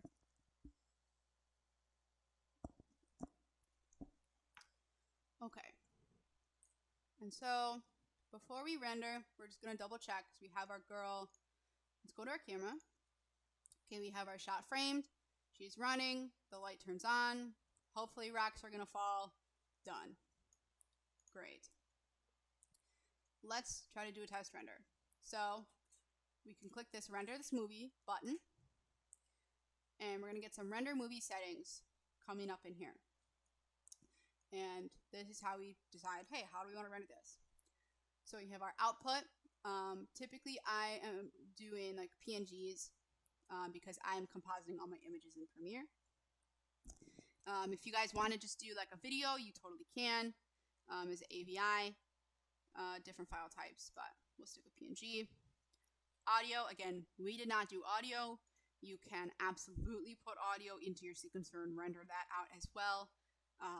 Even if it's just placeholder to make sure timing works, that's all good. You can change the frame rate.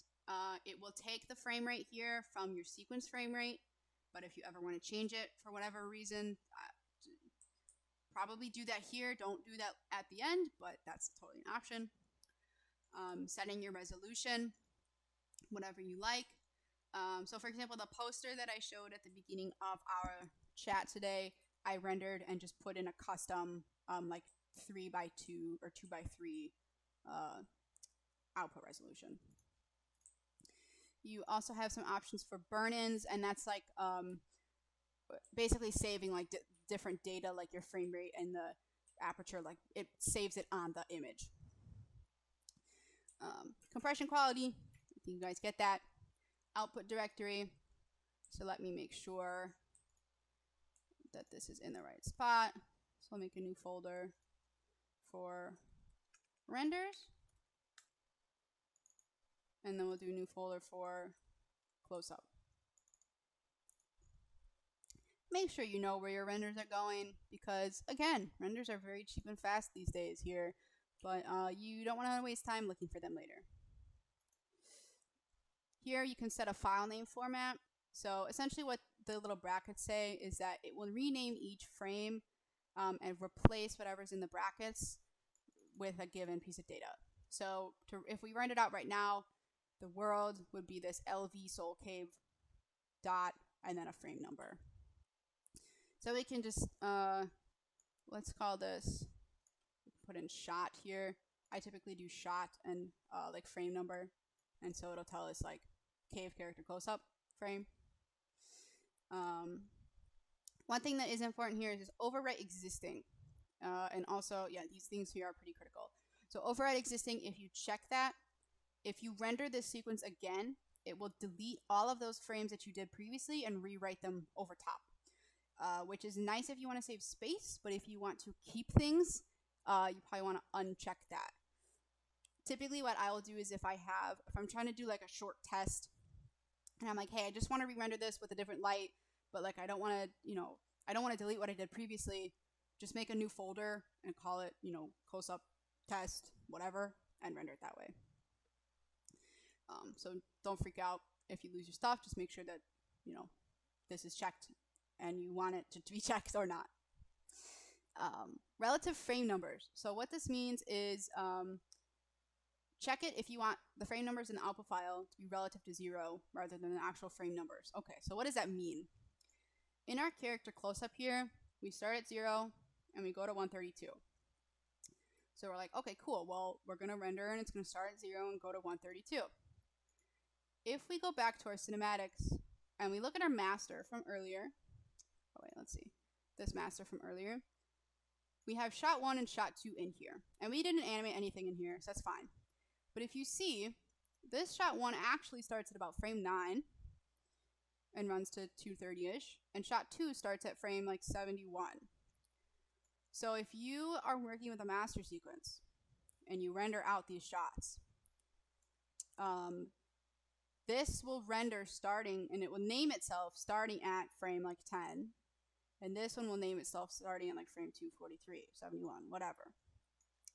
Which is not ideal because if you say are linking to Premiere or linking to another program, and if I do something like that, suddenly everything is out of order and your frames are going to be numbered differently, and Premiere and your other programs will not know what anything is called. The link will be lost because the names have changed. So typically you want to leave relative to 0 because that's going to be easiest to manage.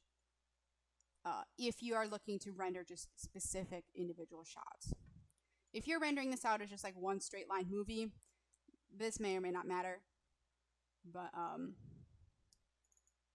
I know that for me, I did have instances where I like scooched one of the shots over a little bit, and then I was like, oh, good, time to relink everything because the names changed. So just bear in mind that. Let's see, anything else that's important here? No, not for right now. Okay, animation. All right, last important stuff, and then we'll hit render. I promise you guys. All right, so we have a custom start frame and custom end frame.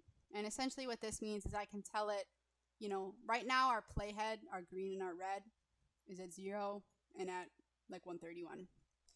If I want to render, hey, I only want to render, 0 to 60, but I don't want to start editing my actual ending point, you can come here and just tell it, I only want to go to 60.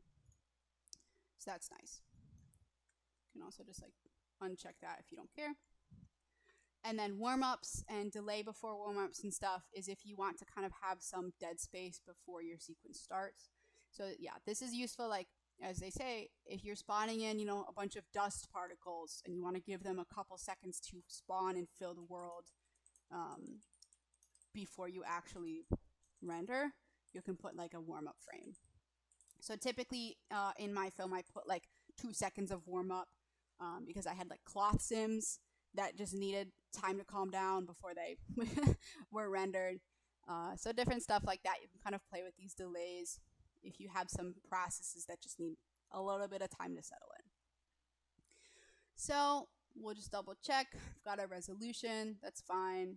And we're at renders, close up, cool. So I'm gonna click capture movie and it should let us save and then it should start rendering. Unreal may also crash due to the number of programs I have running, but we're gonna try it and see what happens. So we're gonna save everything. And then we should see our render window pop up in just a moment. One issue that can come up is the issue of video memory, depending on the computer that you're working on. Oh, our render window popped up on my screen. Hold on.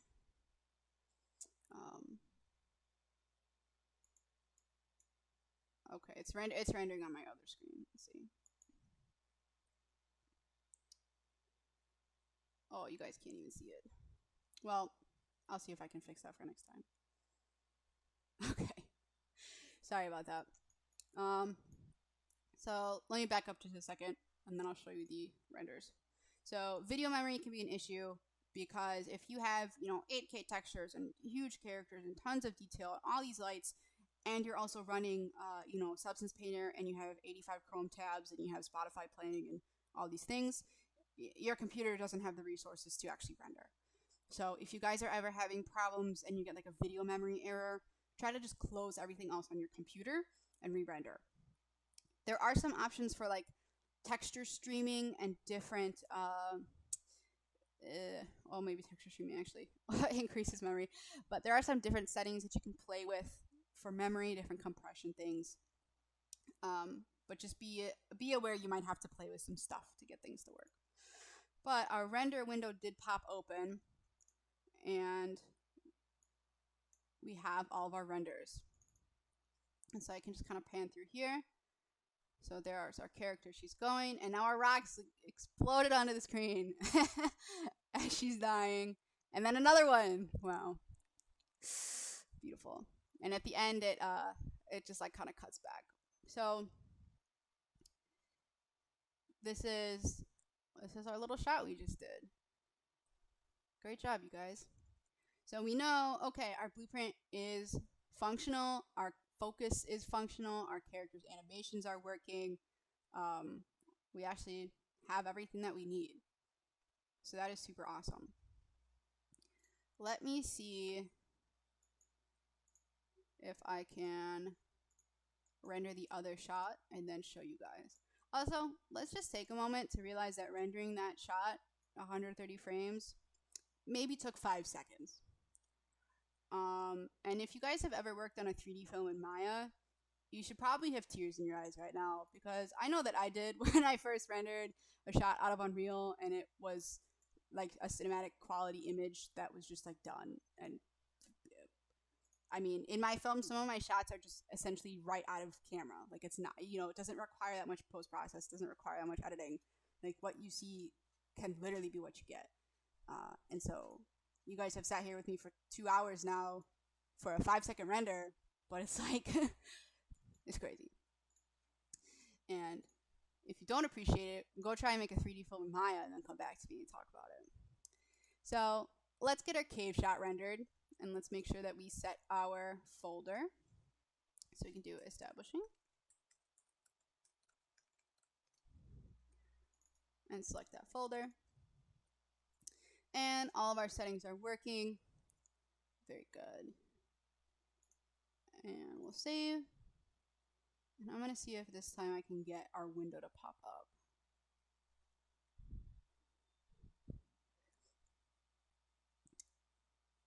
All right. Soul Cave is a fairly large map, so it just takes a second. Okay. Okay, so you guys can see, here's our... It like won't let me move the window. Okay, well, that's too bad. It'll pop up like a tiny window in the top left corner, but like it doesn't let you touch it. Like, it just is a little display. So once again, now here's our cave shot. And it's beautiful and gorgeous and functional. And our little brick from before is probably floating around in there somewhere. And it's beautiful. And if you look at our render, this stuff is like the same. It's the same, you guys. It's the same. So this is really amazing, because what you can do is, once you get to this point, you have your shot set up, you have your environment together, then you can just spend the day dialing and lighting, or fixing your textures, or fine-tuning the animation positioning, instead of, setting up all your computers to render overnight or using a render farm or whatnot. And so this right here is really the beauty of real-time rendering, real-time cinematics, is you can iterate instantly. You can make new shots, you can update your changes, and you can render them just incredibly, incredibly fast. And really, really awesome stuff to know is how to link this up. And once you guys have, you've done a couple simple shots. You've said, all right, let's throw together a master sequence. Let's, render out 2 shots in a row. Let's get some audio in there, all kinds of good stuff. And as I mentioned, we're not going to talk too much about how to start sequences in game, but it's going to be very similar where you're going to have a sequencer, you're going to have a blueprint, and it's going to say, when character steps on this button, play sequence. And you're going to work with that. So we'll share some links there. And one more thing that's like super duper important and is super duper annoying with the blueprints, again, as always. Remember how I mentioned, and as you guys saw, when we just play through and scrub through, we cannot see what's happening with the blueprints.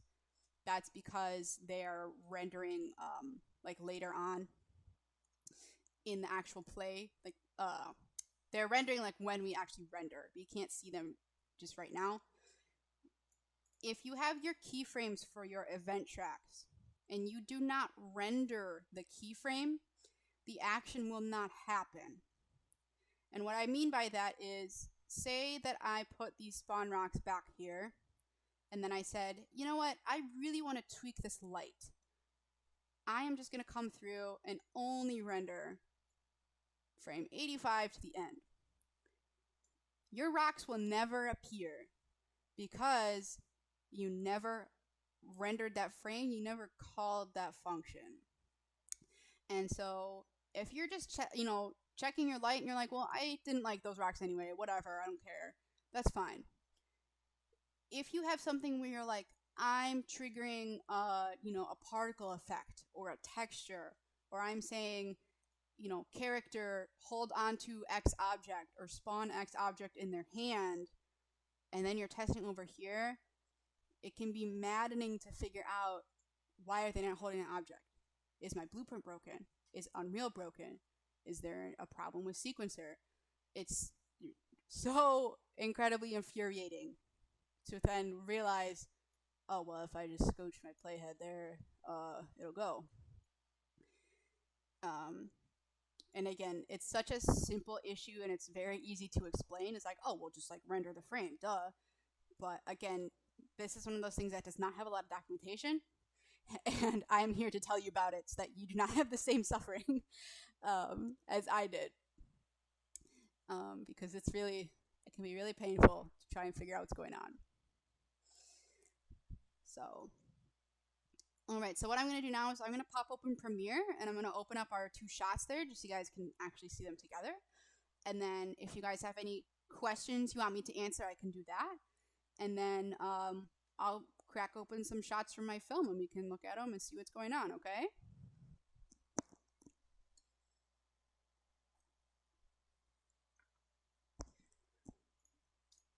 Alrighty. So let's get Premiere open.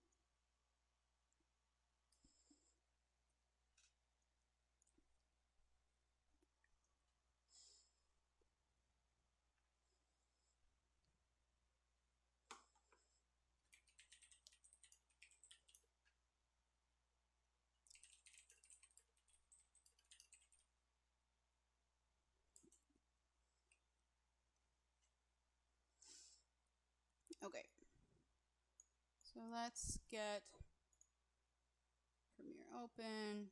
It's fine. All right, so here's Premiere. Premiere is an Adobe program specifically for editing, basically that. So if you haven't worked with it before, we're not going to go too deep into it, but it is a way for us to intake our files that we've created. So we should be able to go to our cinematics demo, open our renders, open our close-up, and select the first PNG in our image sequence. And then down here we have a little image sequence checkbox. And what that means is Premiere is going to parse our images so that instead of importing one image at a time, it's going to say, oh, I understand that this is supposed to play like as a video. So I'm going to import these as like actual frames. And then we'll do the same thing for our establishing shot. Make sure it's an image sequence. And so As I mentioned earlier, talking about the frame numbers being really important. That's because in programs like Premiere, they are not holding the entire PNG sequence like within the project. They are just pointing to it in your file system. So if you move those files to another folder, Premiere is going to cry because it can't find those files. If you re-render those same images with different PNG, different numbers, Premiere is going to cry and not be able to find them. So it's really important to make sure that you stay clean with your references and your naming, because it's not crazy difficult to relink images, but it's just going to be very annoying. So again, with the organizing, really make sure that you are making sure that your stuff is like organized and that you know, establishing shot 01 is always going to start here, that kind of thing. So what we can do is we can pull our media in. These are very short shots. Pull our character close up in, and we should have our program monitor. It's probably on another screen that is lost at the moment. Okay.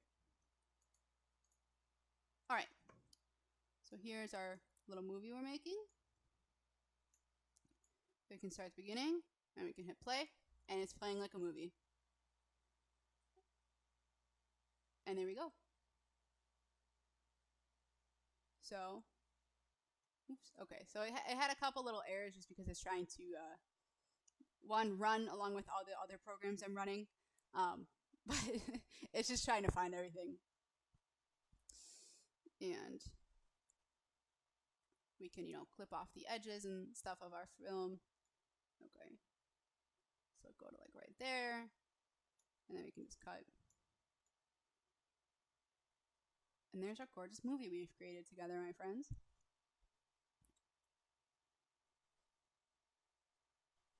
Okay. So yeah, we're getting some errors. We can look at that in a bit. But I'm thinking it's because I have too much stuff open.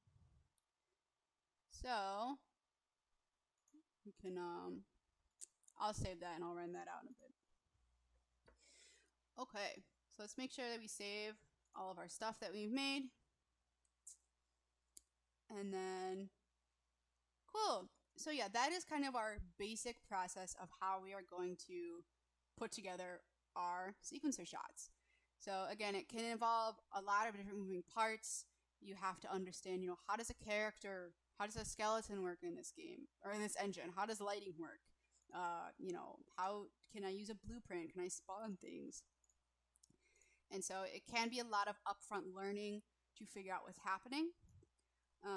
But on the other hand, you can find characters that exist for free. You can find environments that exist for free right on the Epic Games Store, and you can pull them apart and check out how things are assembled and not have to worry about how do I do lighting for this whole entire environment.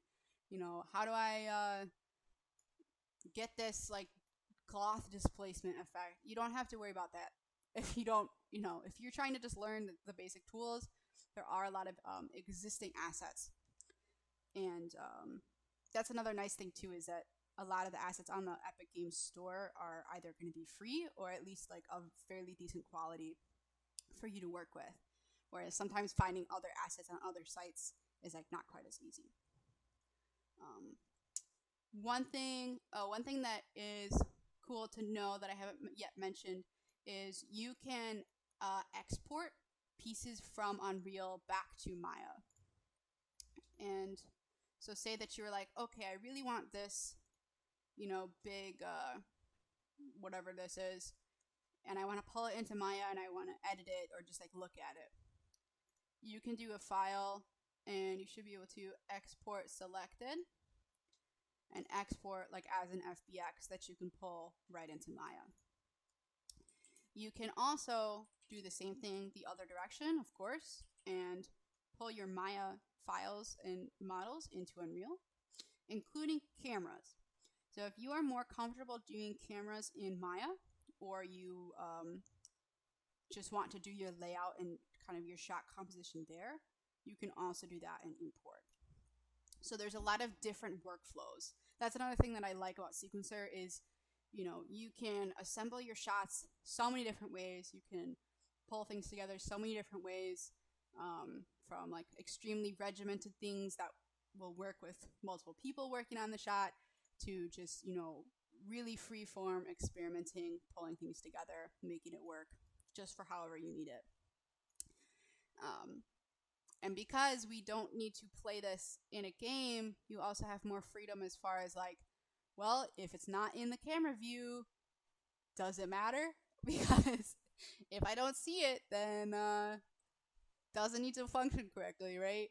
Which can save you a lot of time, depending on the example. One thing like that would be, if I really wanted my camera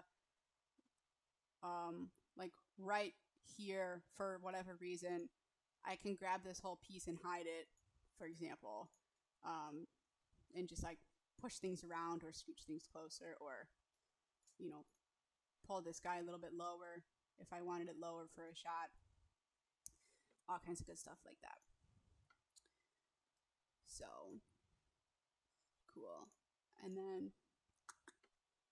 just to reiterate some kind of general tips with Sequencer and with Unreal in general, it's like, again, organization. I know I've said it probably 5 times by now, but really organizing your file structure, deciding on a naming convention at the start and sticking with it, taking notes on your process. If you're saying, hey, well, I really like when I set my cameras up with this aperture and this focal length and this, write that down, because you may come back to a shot a month later or 6 months later and have no idea what's going on anymore.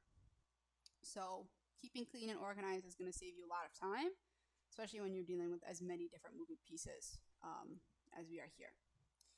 Also, really, really awesome to kind of connect with the Unreal community, whether that's if you guys are at DePaul, connecting with JDE and their Discord and their organization.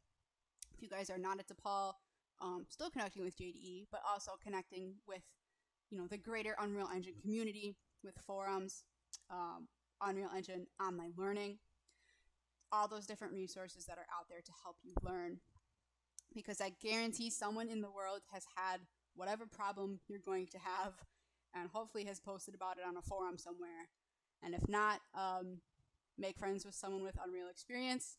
If you're doing a lot of blueprints, find someone who knows blueprints. If you're doing a lot of character animation, find a game animator and talk to them.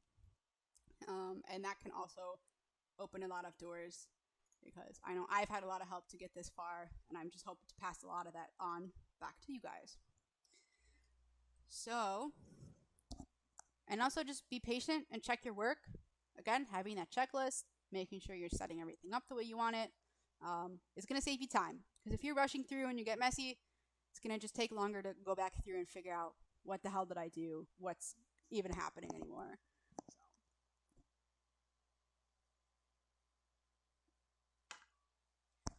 So. Okay, cool.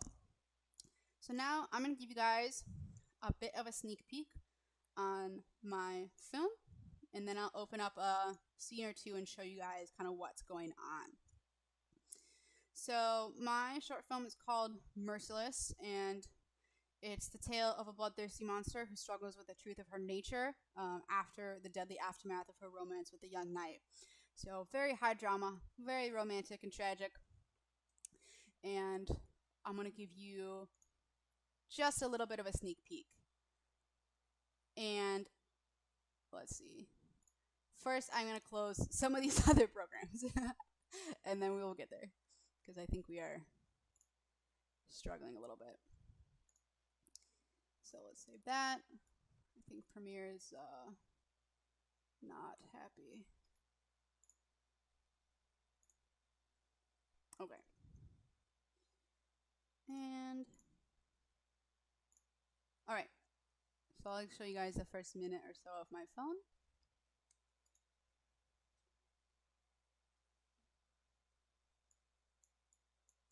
Let's see.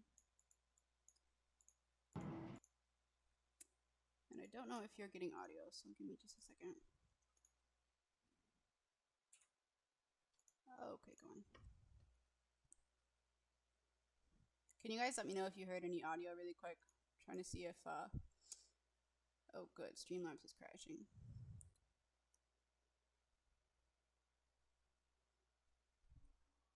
Can you guys still hear me? Okay. Streamlabs is frozen, so give me just a second.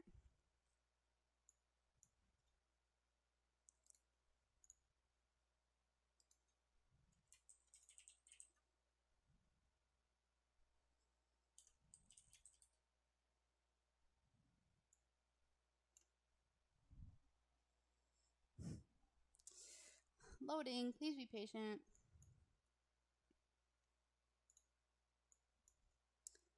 Okay, come on, Streamlabs. Let's see.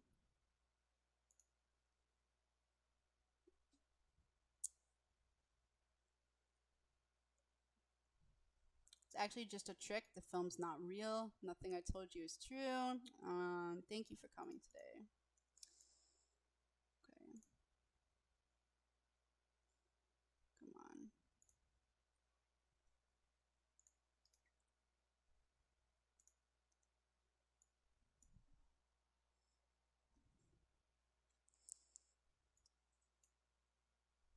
Okay.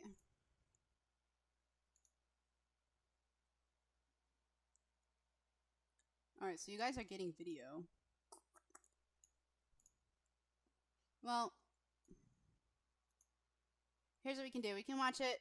If there's no sound, I'm sorry about that. But I just want to give you the visuals so you know what's kind of going on. And then we will go from there.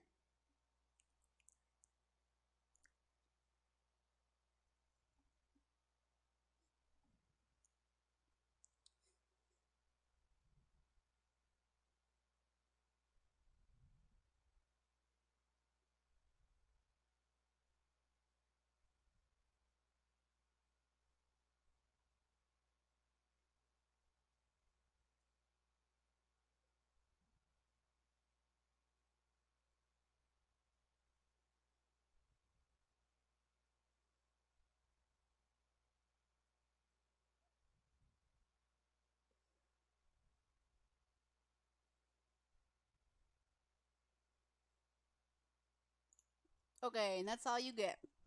So, just to pull back a little bit, again, sorry there's no audio. Streamlabs is really having a hard time right now, but we're going to chug through. So, in this film, I did the character models and the rigs myself. The environment, I did most of the modeling, but a lot of the surfacing and textures are from Quixel Megascans, which is a really, really awesome asset for getting assets. And so, yeah, right here for this shot, for example, and I'll open some stuff up. For example, this character is on a camera rig rail. So he has a walk cycle, but his movement forwards is being propelled on a rail. So he gets a very smooth turn around that corner. In this shot, he has animation blending on him. She has animation assets running. The lightning effects are blueprints on the lights that will flicker. Animation assets, decals. Right here, this is a dynamic material instance transition, so fading from one material to the next. Blood on his neck is decals. All kinds of good stuff. Of course, baked in dynamic lighting, particle effects, texturing going on, particles outside, trees, cards, and fog outside, decorative decals, all kinds of good stuff going on. So that's an example of doing a film in Unreal. And what was really nice is if I'm working on this shot and I'm saying, hey, this rim light isn't quite working, or he needs to be lit a slightly different way, I can absolutely do that and re-render it and re-render it and re-render it. If I don't like my lightning, I can just very quickly redo stuff. So that was incredibly useful. And it's one of those things where all of the time in the work to get everything in engine, get animations functional, get rigs functional, everything like that, all of that effort is 100% offset by the ability to re-render. And I can re-render this whole 3.5 minute film in under 2 hours. And what it makes it that slow is like me just having to open everything and render it and wait for shaders to compile. So actually rendering, pure rendering, maybe takes a couple minutes. So just wanted you guys to kind of have a little sneak peek as to what Sequencer can do. And then I'm going to see if we can crack open Unreal again, and I can show you a shot or two.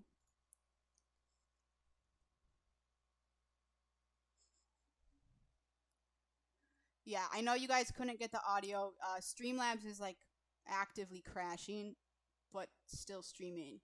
So unfortunately, I cannot get that set up for you at this time. But I'll see if later I can send along like a sneak peek for you.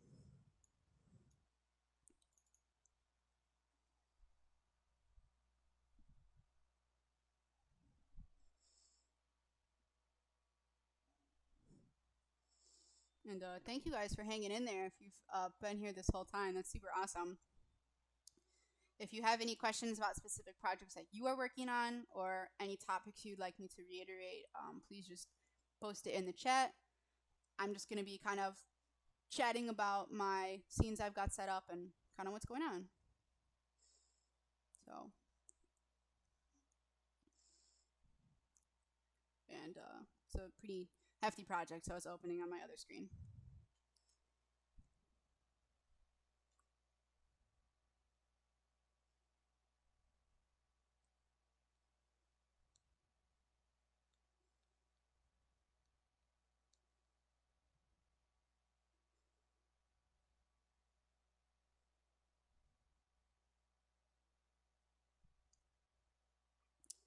And we are still loading, so just hang tight.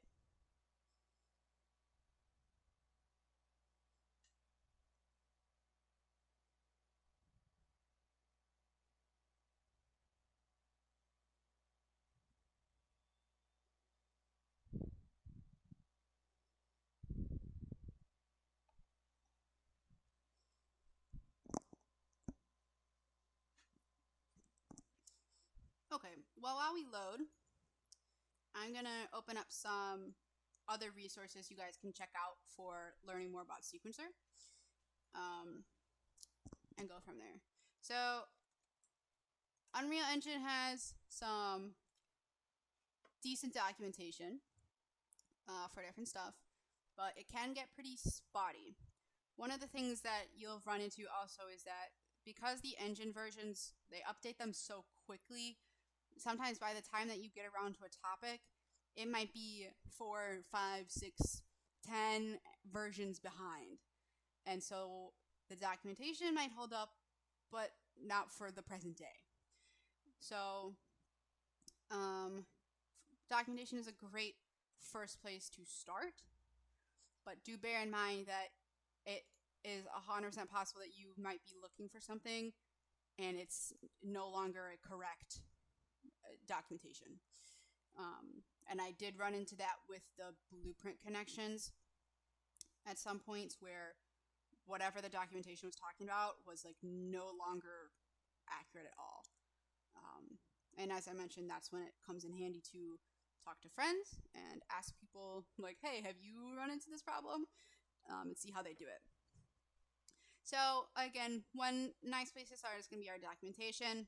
There is some different pages for Sequencer.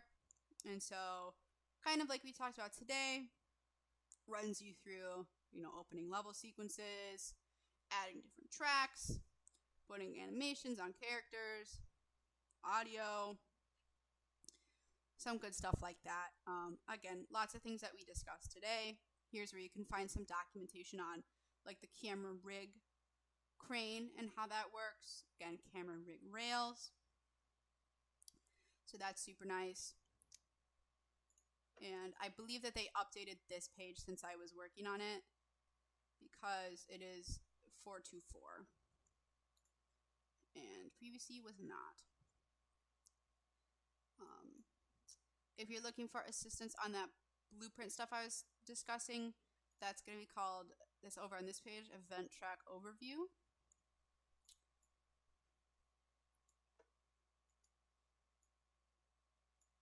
Okay. We are chugging a little bit here.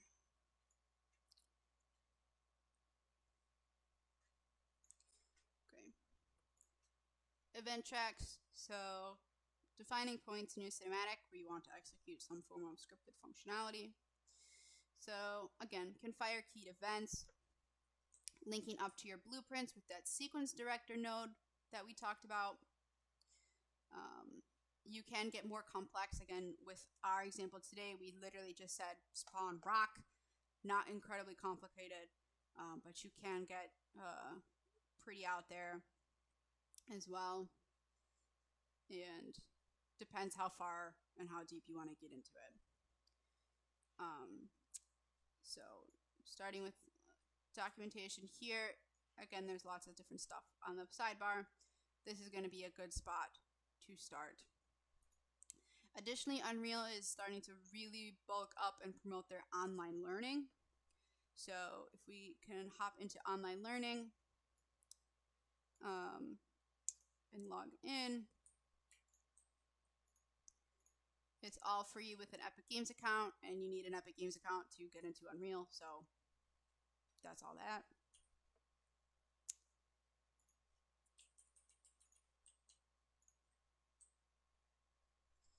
And the online learning, I think, is a little bit more recent than the documentation at times. So they do have like your first hour in Sequencer. How do you use blueprints? Let's talk about VFX. And so this is also a good spot to get kind of like a manageable bite-sized chunk of learning with someone walking you through a project. So that's pretty cool.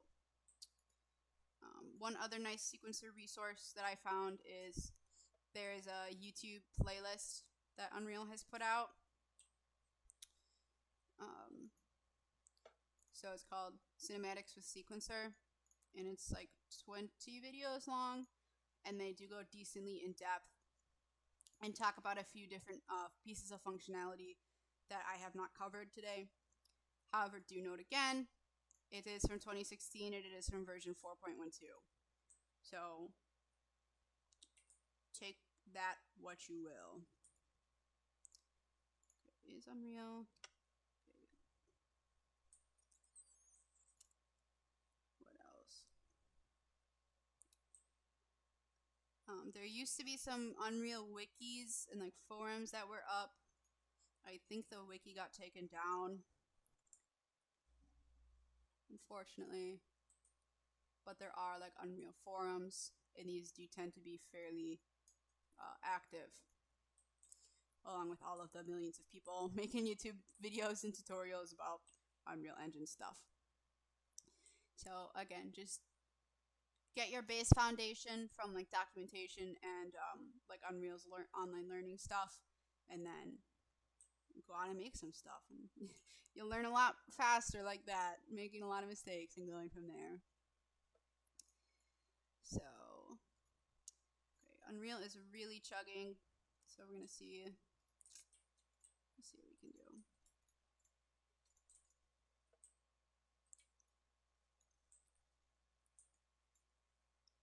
Okay. Cool. And once again, at this point, we're kind of just noodling out here, so if you guys are ready to go, no hard feelings. Thank you for coming today, and I hope you guys got something out of it. I'm Halley Sullivan. I'm here with JDE, and we like to make games. So, all right, I'm gonna give Unreal one more try to open up my film. Again, if we don't quite get there, I will follow up with some of these links that I've talked about, and I will see if I can do a breakdown for you guys to show you what's going on. Ooh, this looks a little more promising. But yeah, if you have any questions or there's anything you want me to talk about in particular, definitely just pop it in the chat, and we'll go from there.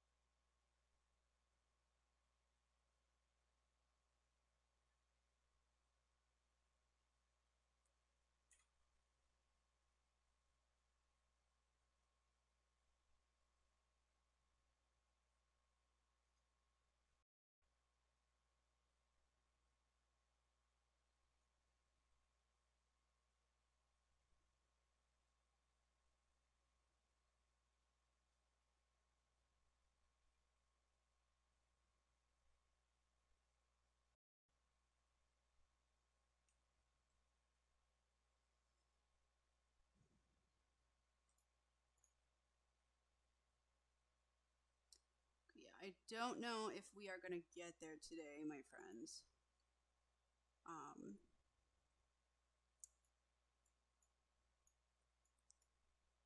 Which is unfortunate.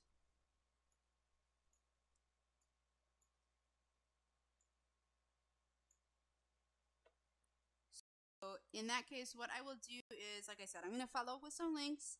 I'll see if I can follow up with maybe like a short video follow up, just breaking down some of my scenes based on what we've talked about today. And then if you guys want to see kind of some asset breakdowns and shot stuff, I will plug my ArtStation here because I do have some shot breakdowns and some information. And of course, you guys can always reach me at on the JDE Discord. JDE any questions you might have to pass along to me as well.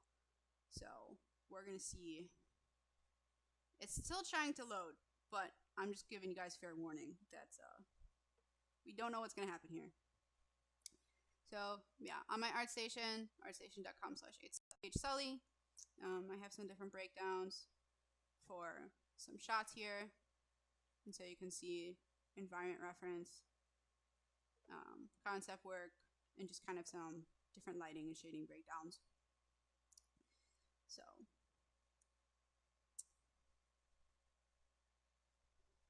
okay. All right, so Unreal did open. We do have 10,000 shaders to compile. So as I said, if you want to hang out, feel free to hang out for a few more minutes and I'll show you what I can. But thank you guys for coming today and hanging out.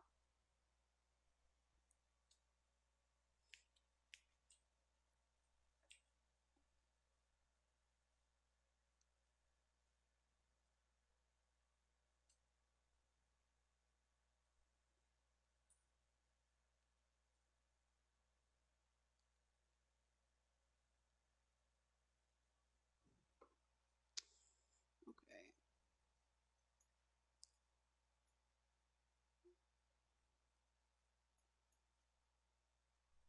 Yeah. Okay, I think just to save everybody some time, I'm gonna call it, and I will do some follow up. Because I don't know what Unreal is doing right now, and I don't want to make you guys wait for me to get everything to load. So once again, thank you so much for being here today. It was really awesome to talk with all of you guys. Well, talk at all of you guys, and hopefully you learned something new.